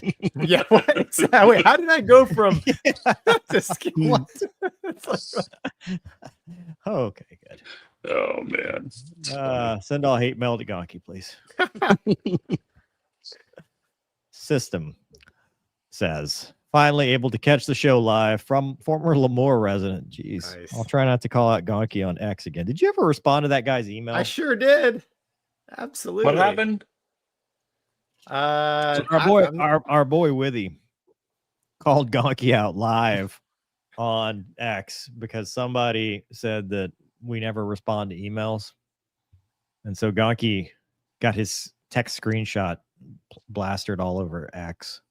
and I was like, Nice. I don't even remember getting an email. And then Mover's the one that doesn't respond to emails, not Gonky. Gonky is No, the golden retriever. I get instant messages and Facebook messages and emails, and literally in the title it just says for mover. Like I have some secret path to be able to get you this stuff. And you never. I've never gotten one of those from you. Because would No, you it's 'cause respond? So it dies No, there. because you wouldn't You respond. would never screen. respond, Mover. No, I'm listen. not your secretary. Are you kidding me? Like I'm not I get sending you so that much garbage. spam. I don't know how I got signed up for all these sign up for the influencer, ad thing or whatever. And it's always these fake companies like Nike wants to sponsor you. Like Nike does not want to sponsor me. You don't see my feet on the show. There's no reason for Nike. Yeah. That's for the only feet. Mangledfeet.com. Hawkeye says, I don't think the AFOSI hire civilian investigators. They do, actually. There is a civilian, there is an officer, and there's an enlisted path. Yeah. The more you know. But they don't delineate. When you talk to them, they're all just agent. Like you don't know what their rank is. You don't know if they're enlisted, they're officer, whatever. It's just agent. I think you can kind of tell though, because the ones that are civilian were crying about Trump fired them recently, and the 7 things they had to do last week. It's kind of a giveaway. Oops. That sounds like a fair trade to me, says Super Sticker. Thank you.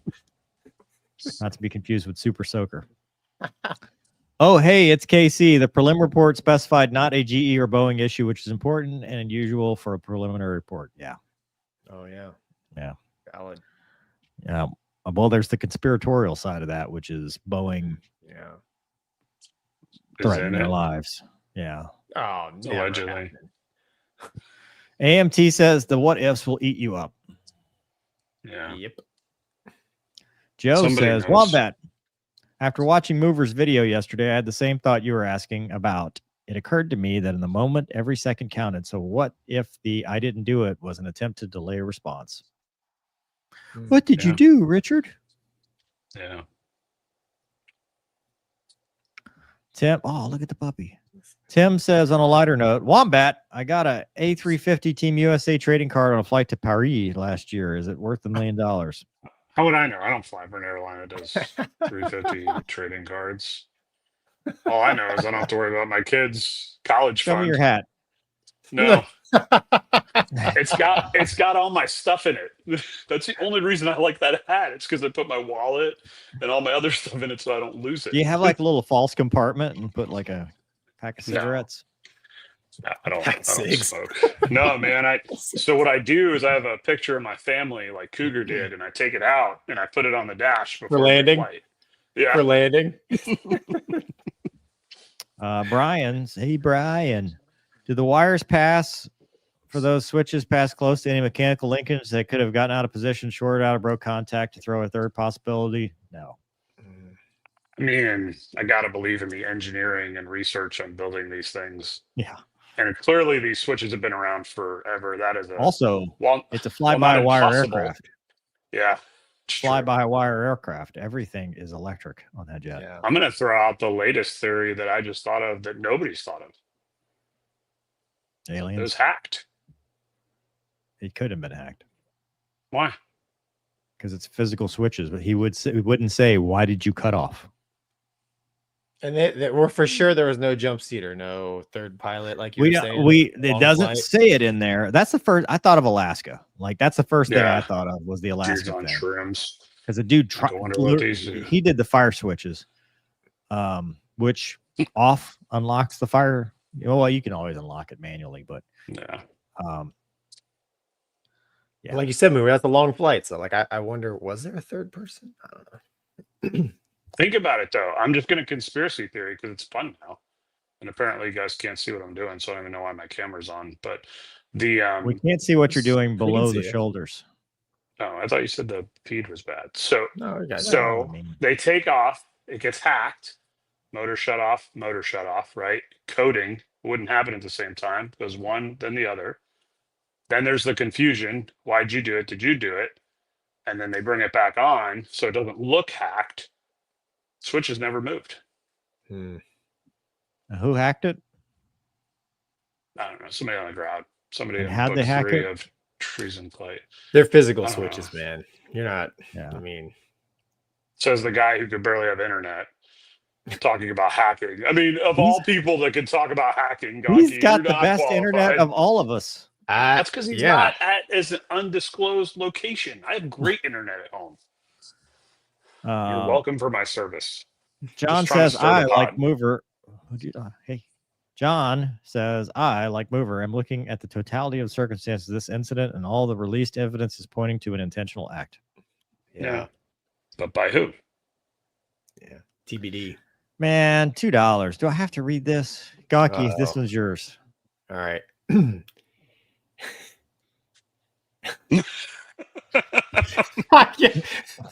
What? Gonky, would you tell your friends not to put their picture on as well? Yeasty Oh, G way for back. $1.99. Mover. What's the weirdest thing you ever? I can't do it. Well, thank you for your contribution to the show. $2 is $2, dude. $2 is Heat $2. Seeker says, oh no, I'm late for the Move Air Gonky WOMBAT. Which base or boat had the best food? Nimitz. None of them, Nimitz. dude. Nimitz, none. Nimitz was way better than the Stennis, dude. Way better. Yeah, Stennis was. Stennis Unless was you went not out, good. if you went out to eat on the Stennis, which is where all the SWOs ate, it's pretty good. But up where Yeah. the aviators ate, it was like a high school lunch lady. Did you go out to eat a lot? You didn't go out to eat a lot. No, because we had to, I'm kind of lazy, and that was outside of my little hamster tube around that I lived in the on the ship. Sort of. What ready room were you in on the forward? Yeah. Wombat, so can you read this one with your 240p internet? Can somebody text my wife? My wife. Can we My hold wife. on? I'm gonna do. All right, Boomer. I could take a screenshot. I just took a screenshot. You took a picture of a screen. Yeah, with a shot of the screen. That's funny. That is awesome. Radfish says, which airliners are each of y'all qualified on? None of them, actually, if we're getting technical. Define qualified. Yeah. I am type rated on the 737 and 787. 320. I'm just a 320. 19, 20, 21, and 21 Neo. All right, 19 and 20. That's me. 319 and 320. It's a little late. Nobody's impressed. I did fly a 19 today. If anybody is still trying to win that undisclosed gift that we'll give them that apparently nobody cares about. It's been disclosed. It's just waiting for me to read it. Yep. Oh, okay. Oh, well, I got to the sexy one first. Maybe the sexy one knows where the disclosed location is. Brian says, additionally to my, this is going to be a one-topic show if we keep this up, Gonky. That's okay. Be It was easy a good for our topic. clipping. Additionally to my first thought, do the switches make enough sound to be on the CVR? Yes. Yeah. Really? Yeah. Click, click. Even the Airbus ones, you can hear them. Oh yeah, they're loud, and I got my the noise 7.8 is canceling. quiet. We don't need noise Okay. canceling in that jet. No. Oh, sorry. I'm not an international wide body sim guy. Yeah, so just know your role, domestic nerd. Mountain Outdoor I've flown Adventures. internationally. Yeah, I know you've flown wartime missions in peacetime. I got you. My landing today felt like wartime, I'll tell you that. Michael Awless says, Airline News reported NTSB threatened to abandon investigation because of how India was conducting it. There's a lot of industry global pressure for India to issue a transparent report. Yeah, I bet. Okay. Lisa says, Again, it's flight safety cultural, directors equal former NTSB inspectors. Oh. Wow, mover. Move Nice. up in the world. Very nice. Well, I'm honored. Ratfish says, I'm sorry you didn't want to be recorded at work. Things could be taken out of context. Mover, shut them down. Retired cop. Oh, yeah, the body cam thing. Body cams have saved more than they've hurt. Yeah. I'll answer this. It's for different, you. though. No, I know exactly why airline pilots don't want to. For what you said, but never mind. I'm not going to do it. No, say it. Say it. No, don't say it. I'm Next. I'm not going to say it. I'm not going to say it. What? I'm not going to say it. I'm not going to say it. Can you text it to me so I know what? Sorry. Oh, okay. All former NTSB. Cool. Well, I'm glad that I feel recognized. Office Jam says they don't want camera because nobody wants to get caught playing Angry Birds in the cockpit. That's it what I is. was gonna say. There it That's what I is. was gonna say is because policy says you read the FOM or company materials, and nobody's gonna want to be caught watching their movies. Not that I do that. Reading their books, writing their books, talking about non-flying stuff like it. I'm telling you, or even better, when you're in contract negotiations like certain airlines and you're complaining about the company.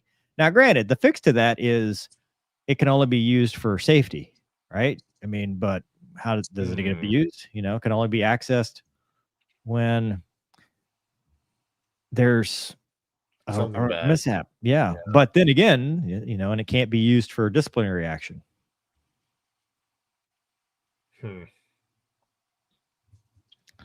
I, for one, think we need more cameras. Dude, it's like the when the Super Hornet, right? Like the Folkwood dad. I remember 2011-ish. Skipper, I was rag IP. Skipper pulls us all in the room. He's like, "All right, I'm not gonna be pulling Folkwood data on all you clowns, but it's 350 knots in the brake." And we were all like, "Uh-huh." But I mean, they were starting to crack down on it because fleet, which was service life on the airframe, right? I mean, it's a G hit, right? So, because you know, not me, but everybody else was coming into the break at 450, 500 knots, plus, whatever. Yeah, because that's what fighter pilots do. And this particular skipper was against that, so he more or less threatened and didn't threaten us. And that's kind of along the lines of cameras in the cockpit, right? I mean, that Folkwood data really isn't meant to tattletale on you. It's meant for, well, we had a skipper at Strike Patron 204 that Wombat has flown with at his current airline that used it to hang. Yes, you can. Did I ever tell you my Folkwood story at the RAG at 106? Were you going too fast? No, it was my last flight at 106. Like the big one you do at the end, like the graduation flight where you fight your way in and all that crap and drop your bombs and whatever you fighter guys call it. And so anyway, so Folkwood was just getting brought out to 106, right?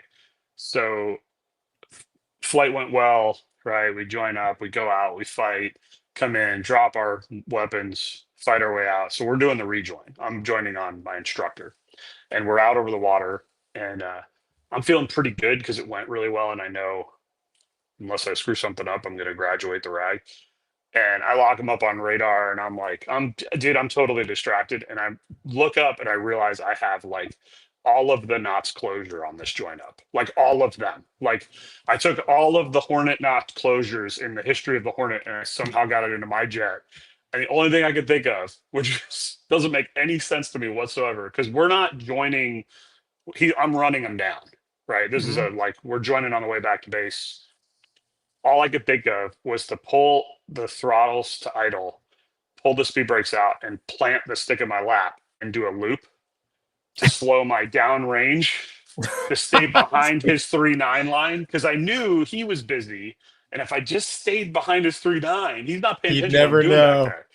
Bingo. So I do this like max G loop and just right into position. And I see his head turn over and he's like, battle damage check. So we go. And I'm like, oh my God, I got away with it. Like, that was the most dangerous join up ever. And remember, I was a T-45 instructor before this. So like, some of the, and I'm like, I just got away with it, dude. I love being a single seat pilot. We land, we get out of the jet. He's like, hey, high five. Great. No need to debrief, man. You graduated. Enjoy it. Tonight you'll find out where you're going to fleet. I'm like, yeah. And I'm walking back into the hangar. And the Folkwood guy's like, hey, were you in this flight? I'm like, yeah. He's like, could you come here for a second? Because we're trying to analyze the data. Because like they weren't sure what was accurate and what wasn't in the early stages. You know what I mean? And he's like, can you just look at your flight profile? And I was like, oh, yeah, no problem. And then it hit me. And I'm like, oh. So he's like, and he plays it, dude. And here I come. And there's a loop. And he's like, that's probably a glitch, right? I'm like, yeah, that doesn't make sense. Like, that's a weird join up. And he's like, yeah, we're still working on the software. Thanks, man. Hey, congrats on being your last flight. And I left the squadron. I was like, So I single-handedly set back FOQA on the East Coast by at least a week. I'm trying to figure out. Anyway, allegedly, Yeah. of course. Cartoon Foxes says, could the second event be a panicked reach for the switch cluster and moving it the wrong way? No, not with that many hours. No, it's very deliberate. It's a very deliberate. Yeah. Yeah. Manjot Singe says, what about the electronic cutoffs where both pilots need to push a button on their end to activate fuel cutoff for the ability to cut off fuel? Okay, what if you got an engine failure and incapacitation? Yeah. I'm just trying to think of anything two pilots can agree on and do at the same time. Frankly, it has nothing to do with stuff like that. So Skid says, why doesn't the 787 have logic preventing engine shutdown while at takeoff thrust? What if it's I don't know, Skid. if it's runaway? Like if you got a runaway thrust situation, you need to shut it down. Riri or Rai 78 says, fair to say 10 seconds in that situation is a lifetime and a blink at the same time. Yeah, the whole flight was only like 2 minutes. 32 seconds, right? Let's see. 32 seconds from takeoff to landing. No, it's more than that. I don't think so. Pretty sure. They got airborne at 7:33, minute and a half from the time they were taken off. Almost 2 minutes. it's a lifetime, man. Yeah, because they took off. They started rolling at 0737, and then they got airborne at 0839. And then we don't have the exact time, but they at least made it to 09. So, dude, it says 32-second journey from liftoff to the crash in the hospital. Who said that? Reuters. You brought it up. You know the Reuters. Yeah, whatever. But that's not right. I mean, it lifted off at 0839. So when did it land? Well, the recording stopped at 0911, so I guess that is 30 seconds. 32 seconds. Yeah. Yeah, dude, that's. And then 10 seconds, 10, a third of the flight was like, what the hell's going on? Right. That's what I'm saying. I mean, your startle factor, it would take me longer to figure it out. Yeah. Yeah, dude. Aaron Z says, I work in a job where we also put electrical tape on tablet cameras. Gonky isn't alone. RJASE5. Surely the pilot unions would work it out to where the cockpit video is only reviewable in events such as this. By the way, OnlyFans tail is for off it. Nice. They don't have to be mutually exclusive. Manjot Singe says, Wombat, I love that you respond to messages on Instagram. I'm a man of the people. I care. Yeah. I care. He's hoping the lonely singles in his area are really here for him. I don't need lonely singles. Modman says, Wombat is at the Defense Centers of Excellence for Psychological Health. I might need to be after this show, but no, I'm not. System says, in defense of Gonky, the email I'm referring to was sent after the first episode. He still had dial-up at the time. Valid. Probably never actually made it to my... Raider Family says, if nothing else comes in yes or no, I can see Boeing having to install an override switch to cut off fuel once weight off wheels. Been there. I mean, the override is having to pull out. Yeah, that's the whole point. I mean, you can... I mean, you can't. Saying you can't shut motor off. Is that the idea? Is you cannot shut the motor off once the weight it's the standard stuff, right? Something happens and we want to be like, you don't need to do that again. And it's like, you can't fix everything. Like sometimes, especially if it's on purpose, it's catastrophic. Well, and the other thing is, dude, what if I have an engine that's damaged, right? And it's just going nuts over there. Like I absolutely want to shut off the motor airborne, right? I need to have the ability as a pilot to deliberately shut off the engine airborne. Uh-oh. Get out your postage, Wombat. Email me. I hope you brought your book of stamps, bro. Well, no, it's not very far. He's in Florida as well. So the AutoCAD, you have to personally deliver it. I want to know how you know, though. So email me on my website. But also, I want to know how you proof, guessed the forensic proof. It's that whatever thing. It's a big conch behind you. Is that a conch? No, I think it's a shipwreck. It's a shipwreck. Have you been in this room? Are you in this room now? Michael would like to know. It sounds to me like one of the pilots may have gotten confused, absent-minded, and flipped the cutoff and stowed the gear. No. And again, that's why. So a lot of these questions, Mover, that's why I asked them, because until you know the layout of where things are and where your hands are moving, and I don't, because other planes, the gear's been in a different spot. But no, I agree. Once you've so the arguments seem to be intentional aliens, pure incompetence, which hard to believe at that many hours, and Boeing. Like that's where we're at right now with this. Aliens. And people are like very, no matter which team you're on, which there shouldn't be teams, just be the truth. People are like, no.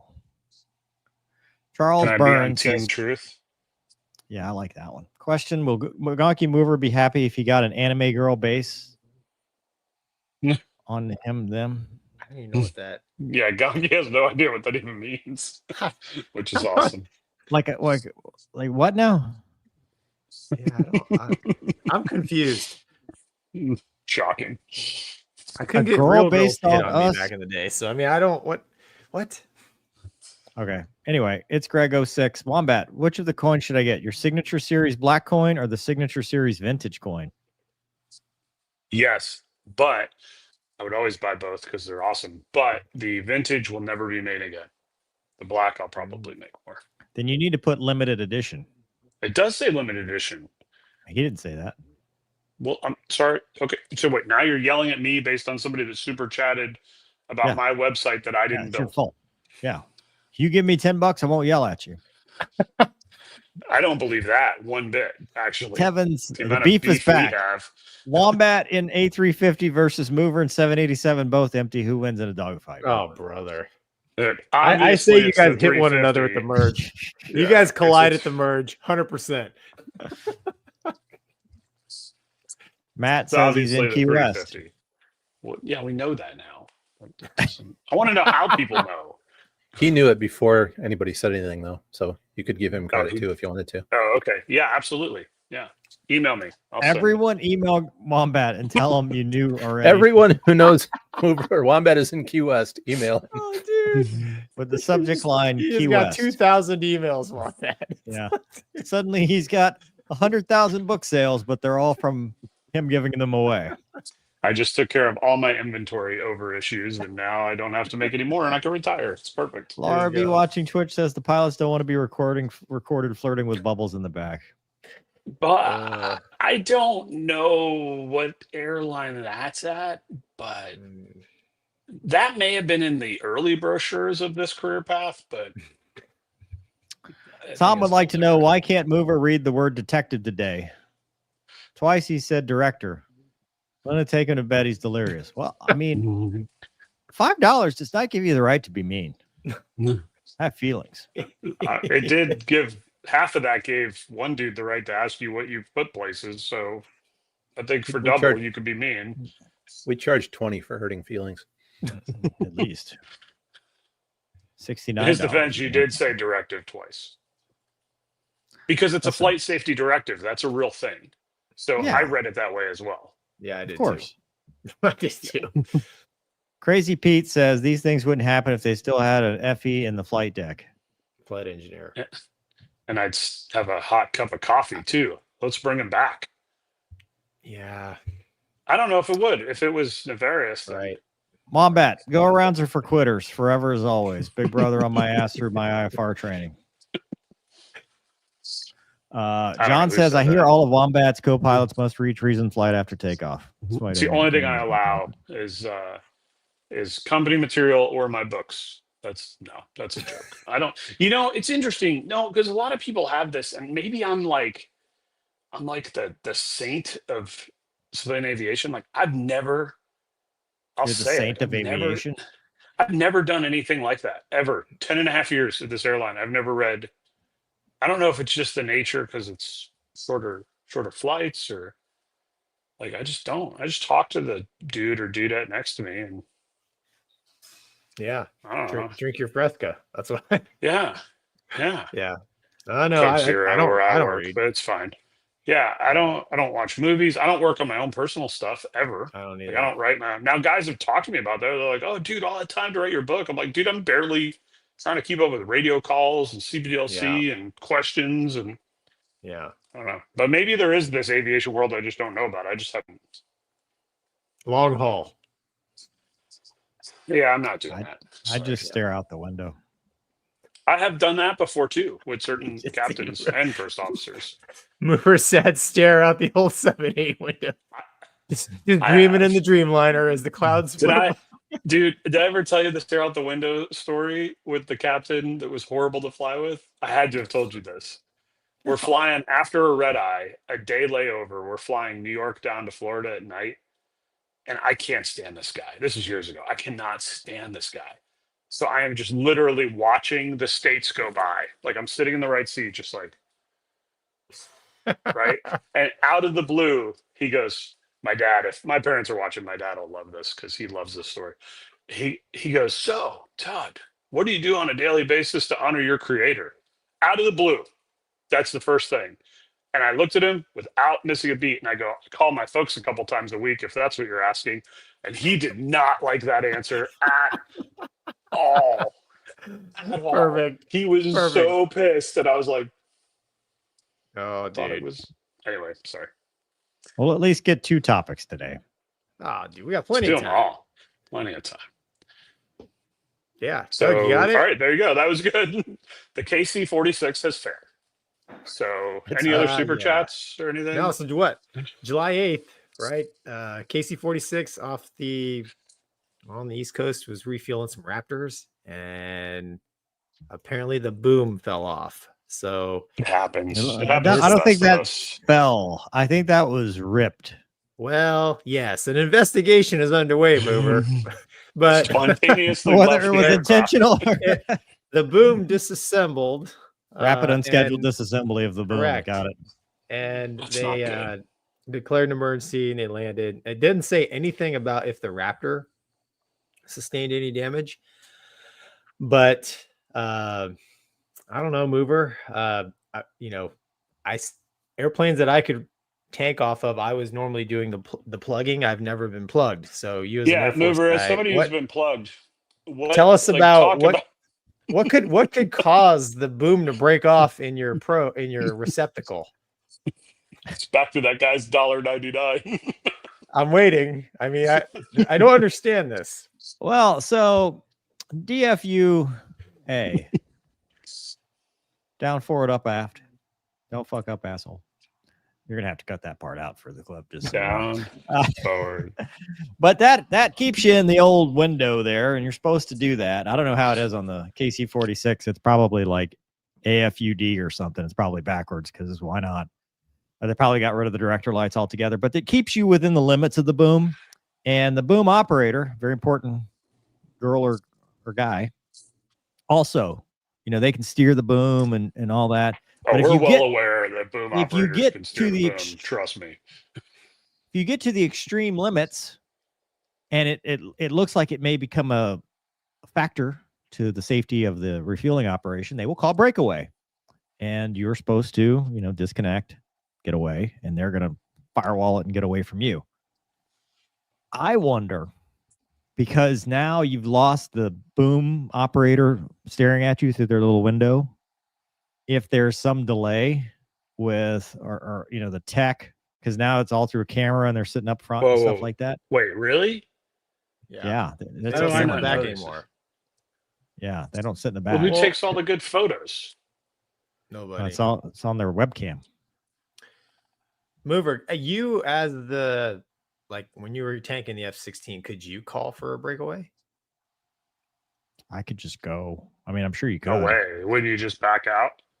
I mean, Yeah, can I you? would I don't know. imagine- I would don't know how it works. imagine, much like the Hornet tanking, like an idle boards get you out of the situation, right? I don't think any self-respecting fighter pilot's going to call a breakaway, dude. We're just going they're to just going to back out. Yeah. Yeah. Well, yeah, It I'll would disconnect and go release, away. right? I mean, it would. Yeah. If you I don't just know. Maybe. I don't remember that being a thing. I mean, I guess you could because safety, whatnot. But come on, man.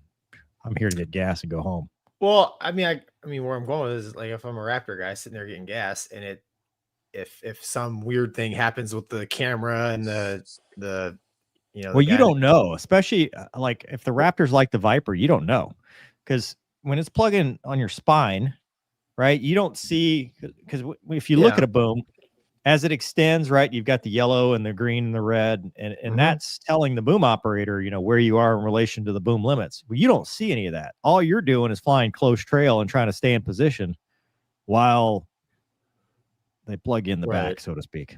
So, but I mean, you have a sight picture, right? Yeah, you can kind of tell, and you're trying to make everything look right. You're just flying.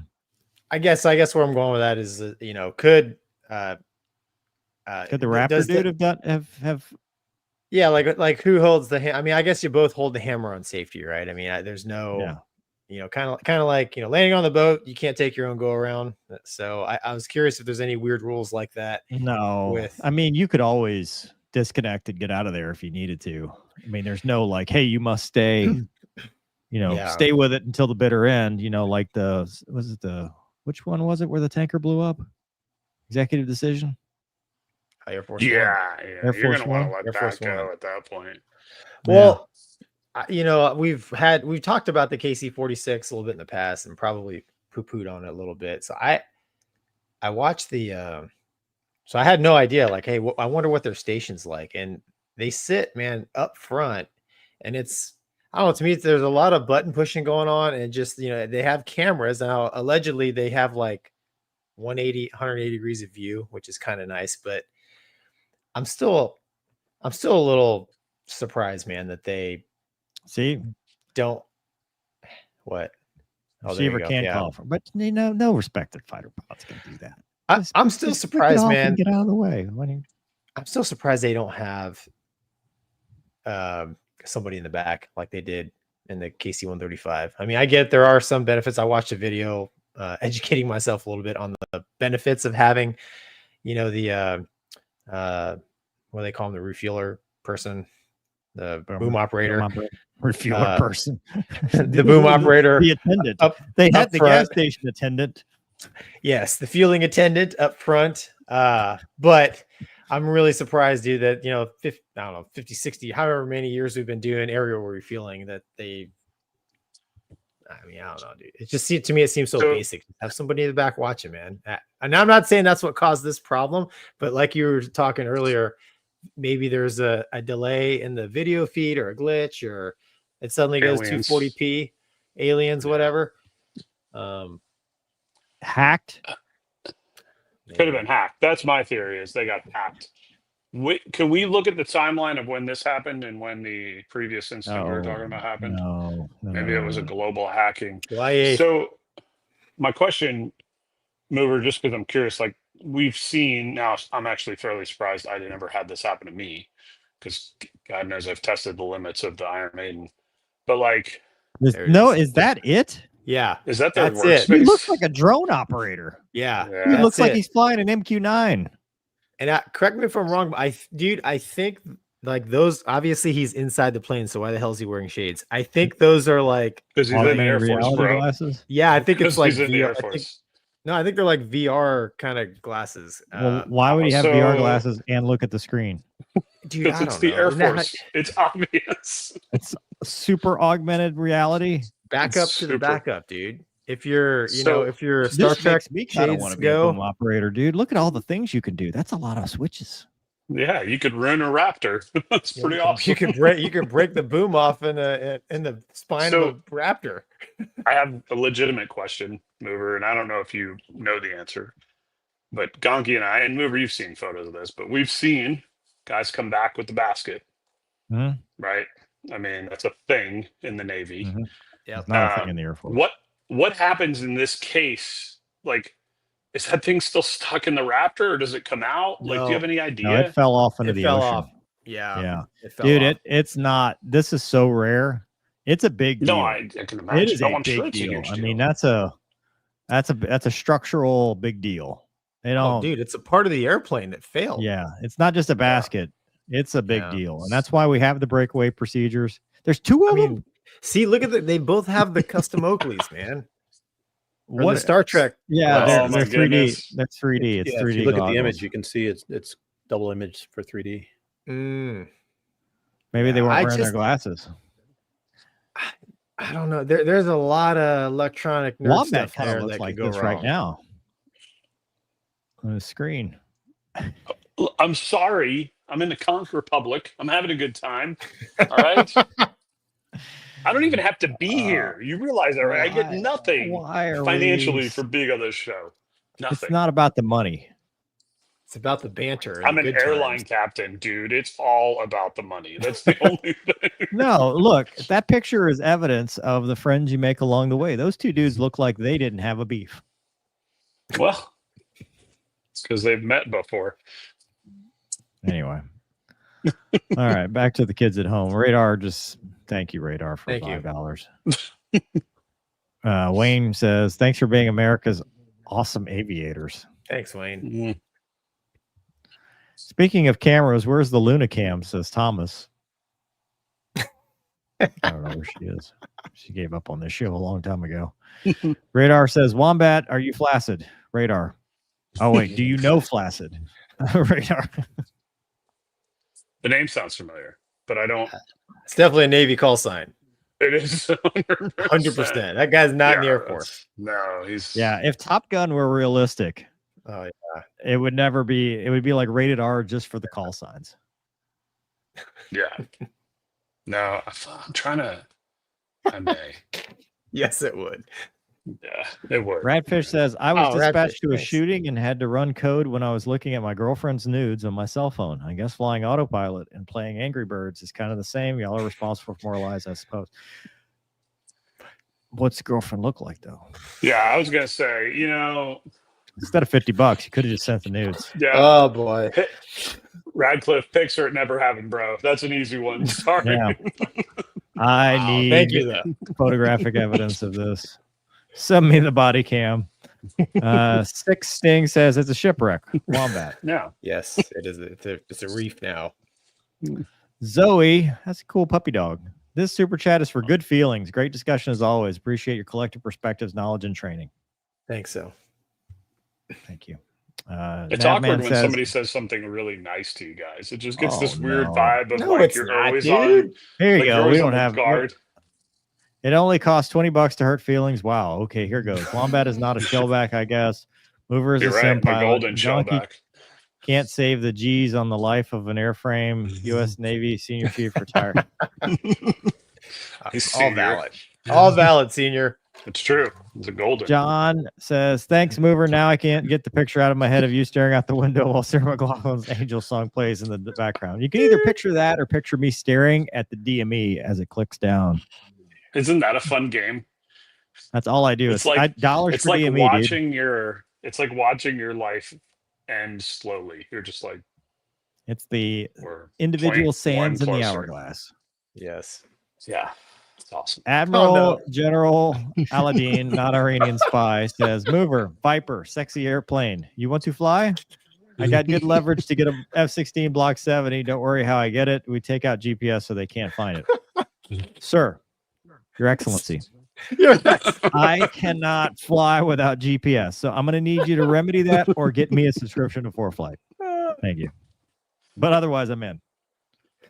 Oh, dude. Stephen Billings, Air Godzilla, says, did you see the crash of the Super King Air? Happened on Sunday at London Southend Airport. All four Yeah. on board died. Yeah, very sad. That was sad. That's sad. Raider, 93 Nav, man. That busted tanker looks like a sine wave issue. They don't have that though with the boom. There is no sine wave. Yeah. Yeah, I was You going to could say PIO. turbulence. Yeah. Turbulence. PIO. They could have been off autopilot. Yeah. You know, I mean, when the imagine tanker, when the that's- tanker dudes take the autopilot off, it's the scariest thing in the world. Yep. Yeah. Oh, But yeah. it's always for training while you're in a cloud staring While into the I'm in sun my training. somehow. Yeah. Diddy's lube broker will lube for money, says someone didn't lube the boom to standard. Have we made it this far that we get such things? Oh, Gonky really loved that one. oh, All the other dude. ones not funny, but Gonky, you talk about Diddy's lube. As the show gets more fans and participation, it's always interesting. We got to come up with rules about what I read because right now it's everything, and I The don't think whatever- that's the best policy. whatever comes on the teleprompter. We need to I have should a start board of making our directors jet. meeting. I deleted Yeasty G, and you read his comment anyway. Why'd you delete Yeasty G? Well, Oh, in the that thumbnail, one? it looked Yeah. like porn. Oh yeah, dude. So that's It was up there. I just read what's up there. He gave us $2. Brian says, it seems like someone had a mental health issue at a bad time. We may never know. Can you sound off on telling people to talk to someone, literally anyone, if they're thinking of hurting themselves or others? yeah, we do You that just did. every week on the Mental Health Minute. Yeah, Every which it's week. time for now. 2 topics. We did 2 Don. topics. That's it. We did You 2 guys aren't going to topics. make anything. You need to fast forward through some other topics quickly. Tactics. Lots of super chats. You want to talk about the F-16 guns and I drone? If we got Play it, the roll video, roll- Douglas. roll We the got clip. video of a F-16 shooting down a Shaheed. We're gonna have to start from the beginning because it's only 14 seconds. Make it large.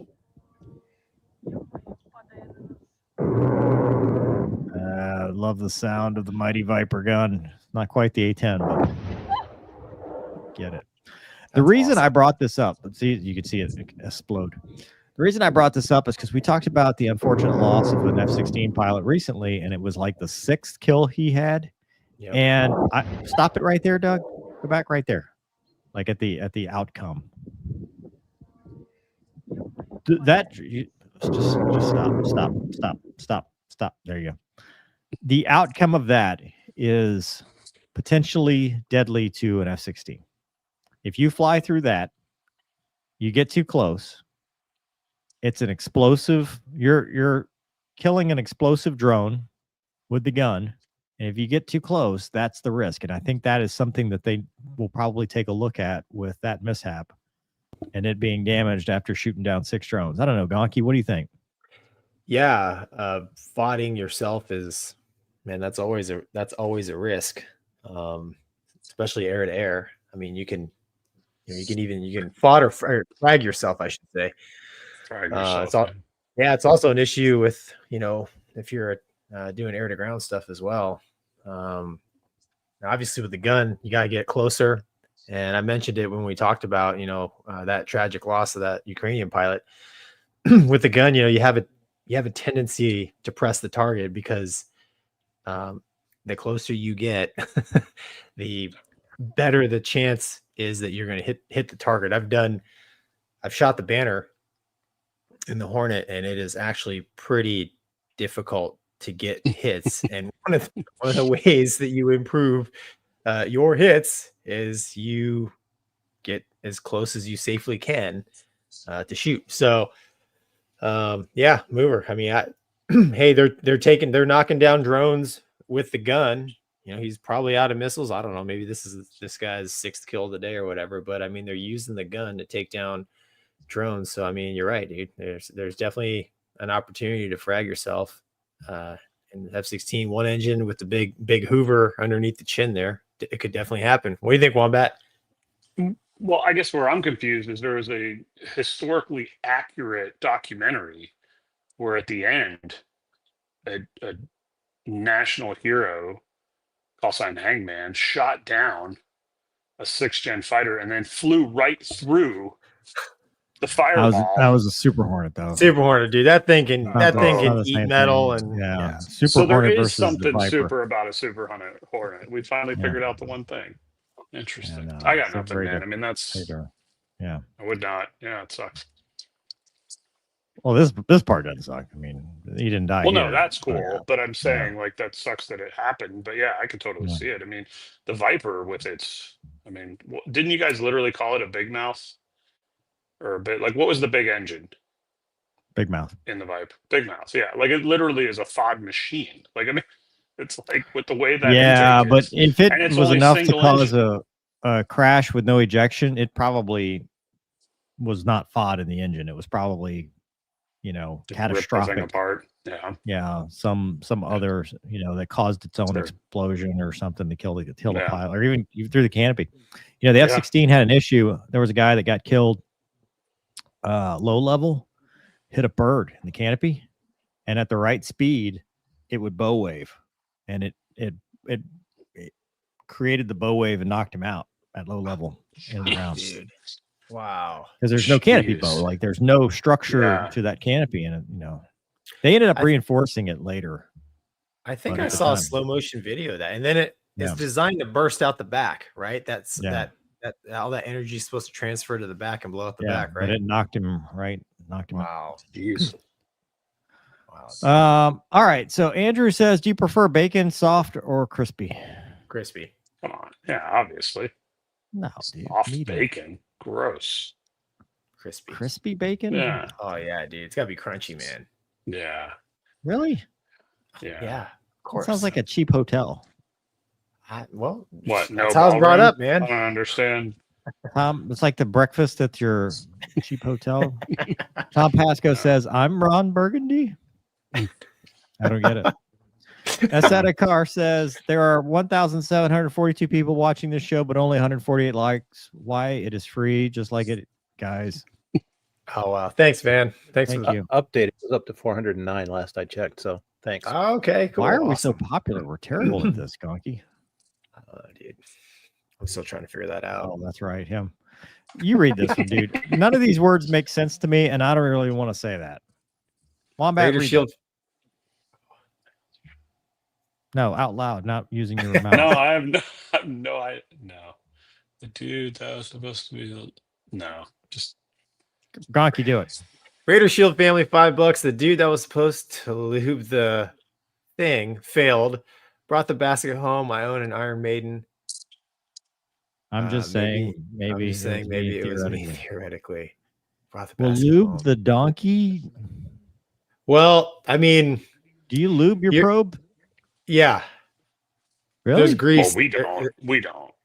Yeah, I mean, that but there is is part a of it, dude. yeah. There, like when you put the probe out, like there's grease all over it, man. Yeah. Really? Yeah. Yeah. And then you don't put it in dry, bro. Come on. then, I guess We're I gentlemen. guess if there wasn't, Officer and a gentleman. Okay. I guess if there wasn't grease on it, dude, it would cause the It'd probably probe to fuse. stick in the basket. Yeah. And I don't know, man. I learn things every day. Look, I just put the probe out and put it in. There Right? you go. That's all There I you do go. with At least refueling. once. Falcon Fixer 6 says Super Hornet can eat 6th-gen fighter, but not birds. Okay. Well, he did have a loadout of like 25 AMRAAMs and bombs and tanks. He had the entire war on his jet. He did. He had Radfish two Gs says- available. Where do I send the nudes? Of the girl, by the way. I'm just saying, I love you guys. Y'all You are did great not dudes. specify. Keep Mover. being great dudes. Love you guys. You reap what you can Yeah. sow there. That's His funny. email's right there on the screen. Hey, you want to do a mental health minute since this is the end of our time? We've run out of time. Yeah, It's your I show. didn't have Your time. I to didn't get have as anything long for as mental you health minute. Wombat, do it. Well, dude, you know what hurts is I actively try to make myself available for this show with nothing out of it for myself. And this is the type of abuse I get. This is Hey, you get something, therapeutic, look. man. Go here. Buy his books or else, but also get a chainsaw. Do you have a promo code for the No. chainsaw? I think there's You actually could only get a sales on my chainsaw website. sponsorship. Like Steel or somebody could probably sponsor you awesome. after seeing this. Husqvarna. That'd be awesome. Yeah, I'll take either. I'll sell out. I've said that a long time ago. Like I will sell out super quick. Mover, So, didn't you have one for real? I did I actually, didn't but I have- wanted to see if Wombat would take this and run. I didn't have anything to put in there, dude. oh, so I I'm- 100% could go on a soapbox on this, but I'm Dude, into I a wanna chainsaw do- sponsorship. Yeah.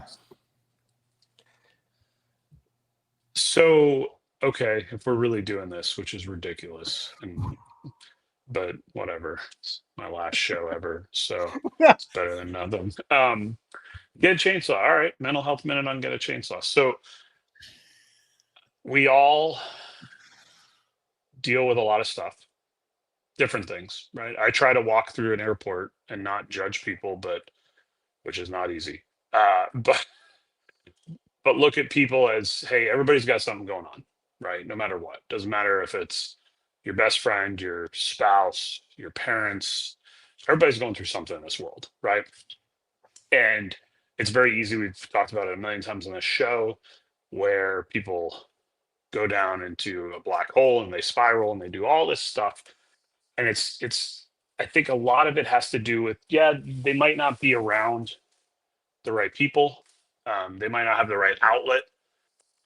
But I think a lot of it is sometimes you just have to break the chain of events, right? And there's been a lot, not negative. I have nothing to complain about. My wife's fantastic. I mean, my wife's great. My kids are great. You guys are friends. We're okay. And you're technically by exist. definition friends. You guys exist. Doug's actually great. I'll give them that. You guys, whatever. It's the best of what I got. So, but you overwhelm yourself with these things. These things are not real problems. I don't have real problems, thank God. And you overwhelm yourself with it. Your brain just goes down these rabbit holes of thinking about things. And I will tell you, 30 minutes with a chainsaw, with my kids and my wife taking hilarious video that will never be posted. Although would have made a great safety video of what not to do. But that 30 minutes, it just was like a reset, because for that 30 minutes, I didn't care about anything. Like, I was worried where my kids were to make sure they didn't get injured. I was worried about the tree that I thought would fall a direction. Actually didn't fall that direction, but still didn't get injured. You take your world, which is cloudy and has all this stuff and all this ambiguity and all these things that you're trying to answer, all these problems you're trying to solve that aren't really problems. But if you could put yourself in a situation for even 20, 30 minutes where there's a very focused intent on what you were doing. When you have a chainsaw in your hand and a almost 7 and 2.5-year-old running around, like, there are very direct potential issues that you have to deal with, because you don't want anybody to get hurt, or you don't want yourself to get hurt, right? And we all know that pilots are really good at cutting off limbs, falling off of roofs, right? Doing stuff that they should have just paid somebody to do anyway. We've all heard those stories. So for that 20 or 30 minutes, your focus is hyper focused on something that actually matters, because there's actual ramifications, right? If I'm not paying attention to my kids, they could get too close to the saw, or a tree could fall or something, and they could be injured. And now all of these problems that I've been dealing with, that I've been filling my time with, because I really have nothing else going on, that don't exist, now I have a legitimate real problem. So as much as it's a joke to get a chainsaw, it gave me clarity to go, all that crap that I've been worried about, all the numbers I've been running, and all the plans that I've been trying to figure out, they don't matter. Life will happen, right? All that stuff's going to happen. It'll all work itself out. But it was in the moment of worrying about something that actually could have been dangerous that helped me get there. Thanks for putting me on the spot with the most ridiculous titled mental health minute that I could think of that we've done on this show. Gonky, what do you have? No, dude. Hey, actually, when I first saw Get a Chainsaw, so with regards to mental health, I mean, you talked about breaking the cycle. So, I mean, you can replace chainsaw with, dirt bike, weightlifting, digging a ditch, whatever. And it is important, man, in mental health, because, a lot of times, especially high stress situations. So like, right now, my family, like, we have some health stuff going on, which creates a lot of stress. So, you can find yourself just going down that rabbit hole of just, text, getting in the whole text feed with other family members and research and stuff. And what are we going to do this? And like, it can very quickly wear on you. And like anything, it is extremely healthy. And you talked about refocusing to break that chain, take a break, go do something else. When you're operating a chainsaw, you're correct. You got to be focused with what you're doing. So if your focus is there, it's not on all this all these problems that were dragging you down, prior to picking up the chainsaw. I like riding motorcycles. I like working out. When I was going through flight school, very high stress environment for a knucklehead like me. As you know, Wombat, I worked out for an hour every day, and that was like my chainsaw. I would set my problems down, which for me was, just staying in flight school, not failing out. And I would go exercise. And, when I came back, things were clearer, right? Because it's like a scam pattern. It's like they teach you when you're flying behind the ship, right? Meatball lineup AOA. And that's because if you stare at one thing, you'll never notice the change, right? So it's a performance enhancing thing you can do as well. So, I think, like you said, jokingly, get a chainsaw, but I think it is relevant in mental health, man, and not only help you improve performance wise, but also it will help you actually deal with, like in my case, right? We have family stuff going on, dealing with that. You just be more effective. You'll have a clearer mind. And at the end of the day, I think overall you just be more effective at it. But yeah, I mean, you pretty much nailed it, man. Mover. Wow. I don't know. You didn't really think we could take it this far, did you? No, I didn't think. So I was 100% confident, but go ahead, Mover. okay. What about? I knew Wombat would do it. The fact that Gonky was so inspirational with his words. Well, I don't know how to deal with his tactics. Words. Yeah. You guys ever watch Ford versus Ferrari? Yeah, parts of it. There's a point at 7,000 RPM where everything fades. The machine becomes weightless, just disappears, and all that's left is a body moving through space and time.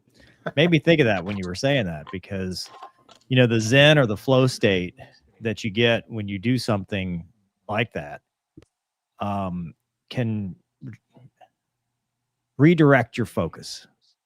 And I mean, probably my favorite time I've ever done that was Daytona, and getting on the track for the first time and starting to turn some laps, and everything just faded away, and it's just you and the machine.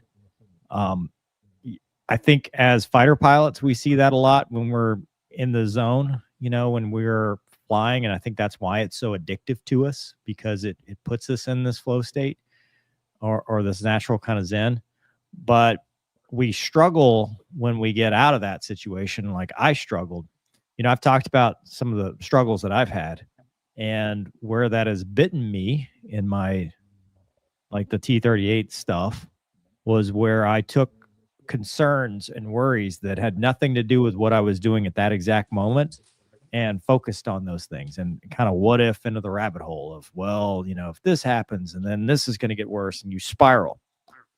The best way to break that spiral is, like you talked about, is putting yourself in another frame of mind. And whether that's racing or shooting or chainsawing or cutting the grass or going for a run or anything that just kind of breaks that cycle and puts you in this other state of focus, can help you, because of, your mind is kind of elastic. And if you don't exercise it and get it out of what it's hyper focused on, I think sometimes we get stuck in that kind of thinking. So the only thing you can do is find friends that have hobbies that you enjoy. Like I'm good friends with this man named Doug, and he likes racing and shooting, and so we do that.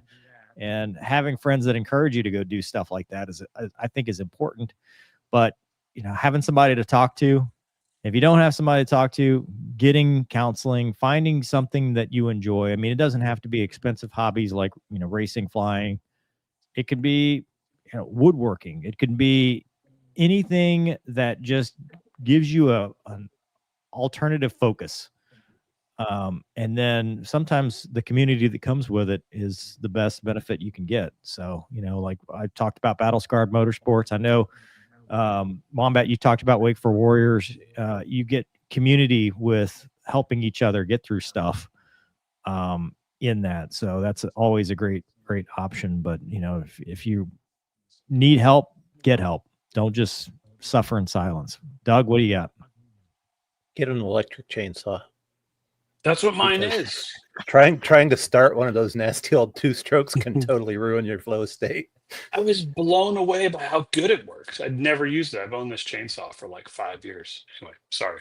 I was really impressed with what Wombat did when put on the spot, and I completely support everything you guys said. That the idea of having something that you kind of reserve for yourself, but also, I know for you and I, Mover, it tends to help if it's something that really does take your attention. And if you're smart, a chainsaw takes all your attention. But like you said, it could be shooting. For me, the way my brain works, it really needs to be something relatively difficult and important. And chainsaws qualify, race cars qualify, handguns qualify. I don't fly RC that way anymore, and I wish I did. I crash my planes and don't care. Well, and I think that's a valid point, Doug. And like just listening to you guys is like you can do things, and I tried to do things to break the cycle, right? Like I would be like, you know what, I'm gonna go work out. I'm gonna go pump some iron, and I got my program, and I'm gonna go do it. But I do that every day, right? So like for that moment, that 45 minutes to an hour and a half, whatever the workout was, like it did help, right? It did take my mind off everything else. But as soon as I was done, it was right back. The difference was something happened, chainsawing, which is a word I'm going to coin now. Something happened when I was out there, and I think it was because it was something I never do, right? Like I don't use a chainsaw often. I may now until the HOA shuts me down, but because it's fun. But like I had to be so hyper focused in something that was so out of my element that for some reason, even after I was done with it, it has changed my perspective on things. Right. Like I've been in a better mood. I've been happier. Like even the day coming to work, I'm like, yeah, it's fine. Like I don't really want to be here. And there's something going on in aviation right now because everybody's miserable at the airport, but whatever, man. I'm going to go fly down, tag the ace like Gonky could do it here in Key West and get on a podcast with my buds. And it's going to be a good time. So there's something that happened in that shift. And the only thing that I can attribute to is that it was something that challenged my mind. Like Mover said, the elasticity, like something grew there for even a little bit. Not that I'm going to be a professional chainsaw ish, whatever. You could be But the Insar. electric. You could be the electric chainsaw massacreist for the HOA. I don't want to go that way either. But there was Kids something will there. dress So up like, as you. so what's funny is it's caused me since then to start looking for these other things. Like I realize in my life, I need something to challenge me that's different. I love cars. Does that mean I want to go become a race car driver? No, not really, because I've driven cars. I don't know if this will take any type of, and Mover is about to, I'm not even going to look at the camera when I say this, but the whole idea of getting into civilian aviation or warbirds has piqued my interest quite a bit, because it would be such a challenge. T51 Mustang backseat ride when? OV10. I would, if I had a choice, I'd buy an OV10. So Make it happen, chat. So it could happen. Yes. My Wombat's OV10. I will bring it to your place of residence and you can look at it and fill it up with gas. 'Cause Wow. I'm pretty sure they're not going to be cheap. But there's things like that. So it's caused me to stop looking at the things that I thought were important and were problems, the conventional things. And it made me go, you know what? I haven't really challenged myself in a while. Like on a personal level, I have not challenged myself. And now it's time to do that because that's only going to make me a better husband. It's only going to make me a better dad. It gets my mind off work. Right. So maybe in the end, You learn how to fly a helicopter. get a chainsaw. I didn't hear you because your internet cut out. What'd you say? In the end, what? I'm just trying to help So you Get a chainsaw. challenge said. yourself. We had a whole segment on power tools, and I'm just trying to help you with dangerous things you could do. Awesome. Thank you for that. Trust me. You don't want to run into a chainsaw or the rotor blade or the tail rotor, main rotor, nothing. No, I can't imagine. So we'll see. We'll see what's next. But Okay. anyway, We pulled it Gonky? off. You got anything to talk about with power tools? No, man. All right. Wow. All right. Well, Be we got safe. some things from the audience. Oh, that's right. Yeah. oh, that's Holly right. There's people Movie that are- Star says, "Did you see the photo of Blue Angel over Picola Pier?" Yes. Yes, it was amazing. I also saw the interview from the pilot, and Franz is awesome. So I worked with him in Meridian. He was the one that got, as you know, Gonky, the good deal that my family had last summer when we came and visited. He's a great aviator. What I loved about the interview with Franz is he sat there, and he's not wrong. I'm not saying he sat there in this interview when they talked about how low he was, and he's like, "Oh yeah, it's very precise. We look at the tides and how high the pier is and all that." And he's like, "I promise you, the pier is at 31 feet." Like he knew all the numbers, right? Which I don't, dude. Blue Angels are fantastic. They know. He's like, "And I promise you that we were well outside of it." Now, what I like about it wasn't what he said, but the twinkle in his eye, because damn well Franz was like, "I freaking nailed that one. Like, I nailed that one." And everybody knows it, right? But you can't go on there and be the showboater. This is why guys like WOMBAT are not Blue Angels. That and the flight suits wouldn't fit. But you can't, I would go on there and be like, "Bro, did you see how low I was? Like, that was freaking amazing. I wanted to go under the pier, but the boss said no." You know what I mean? Like, they weed that out in the interview process. Like, so I love that Franz's report on it was so cool. And just like, professionally speaking, we look into all these things, but the twinkle in his eye was like day one of flying jets again. Like he was just day one of flight school. Yeah. Like the brief is don't hit it. Questions? Yeah. No. Okay, cool. and he didn't. Put the velocity vector just outside of the... So, and Laura, one of the photographers down in Pensacola, that my son has this awesome photo print that I bought because I wanted to support a local photographer. She got a picture of it on her Instagram, and I put it in my stories. Like, she is sitting there as he's going over, and I'm like, I can only imagine what that felt like to be that close. Oh, I mean, that's freedom in a nutshell. Like, just put that picture next to the word freedom in the dictionary. So sorry, I just thought it was awesome. There's more. I'll stop talking. Okay, you're doing great. Raider also says, Gonky ever had a basket slap that damaged a jet? I did not, but when I was one of my classmates in the RAG did, and they had to replace the canopy on a D model Hornet, which I hear is very expensive. So yeah, I was lucky. Laura B says, you guys are friends?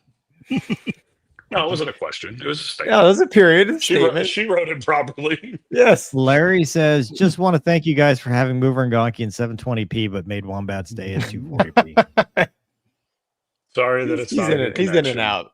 Joe says, very well said, Wombat. For me, it's the dirt bike. Yeah. Same engine. Yeah, it is same. Yeah. John says, training like a chainsaw gives us an outlet for suppressed energies created by stress and thus tones the spirit just as exercise conditions the body. Who said that, Gonky? Apparently Arnold Schwarzenegger. Apparently demonetized. That's his name. Yeah, it was Chuck Yeager's name too, but here we are. Oh, dude, come on. We know that one for sure gets us. Matt says, donation for 2-cycle oil for everyone's chainsaws, Doug included. You should get in touch with the Diddy guy because he got some oil donated. I don't think it's the same oil. Diddy's lube for your chainsaw. No, wrong oil, dude. Crazy Pete says 5 for Wombat because multi-engine turboprops rule. How awesome would that be to how go much from that thing is for an hour? It's like, dude, but how cool would it be to go from being like the E2 guy that made the E2 on social media, and then to go full circle and buy an OV10 or just flying an OV10? How much more do you have in book 3? Not enough to buy an OV10, that's for sure. Well, I'm just curious what the arc is for our fearless Rattler. Is he a airline guy now? Oh, dude, you can't spill the beans on your new book. I'm just asking. Does he buy an OV10? I don't live vicariously through my fictional characters. They live vicariously through you. They do. Interesting. Interesting.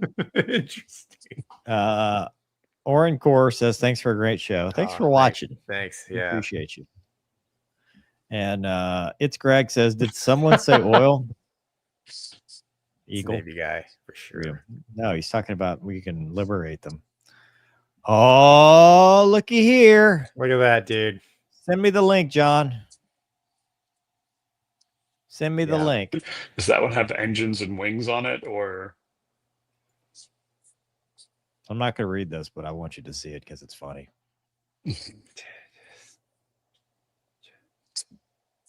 Okay. I saw the reference too. I got what he was saying. Gonky will not. Gina says, send the picture of my comment to Miss Wombat. Also, watch out for the blimp cable. Dude, so Uh-huh. I briefed that because I almost hit it in a Hornet. So That's why I'm you do the infinitely jink, aware. dude. Yeah, dude, I am infinitely aware. I literally briefed the guy today. I was flying down here. I was like, dude, there's weather. If we got to go mist, I go, it's very simple when you're landing on runway 9 in Key West. If when you turn north, NAS is to your right, you don't have to worry about the blimp. But if it's to your left, you better worry Yeah. about the blimp. It's super simple. Yeah, man. John says, just had my mental health minute, bought a Wombat book and swag. Look at that. Nice. See, Look at you didn't- that, you didn't dude. zero. It wasn't net zero. Hey, totally You- worth it. Totally worth it to make the show tonight. Totally Yeah. worth it. Tell that to everybody with sore backs from the landing that it took to get here. Doesn't matter, dude. You're You're too here. modest, Wombat. Doesn't All right, let's end this sucker. Thank you, everybody, for watching. Thanks for Thank you. watching. Yeah. Douglas, thank you. Wombat, Wombat, thank you, sir. thank you. Thanks for having me. Yeah, man. Good See night, you in 6 everybody. months. Good night, Hey, folks. everyone. See, oh, wait. Uh, Lexi says, Wombat buy an Flexi. A4. Second jet. Nah, Second airplane. I'm a- Wombat. You're good. I'm a Yeah, prop. When the Feeder Wombat, too. when the Wombat Foundation expands from 1 aircraft to 2, you can get an A4. All right, good night this time. See you Bye-bye. guys.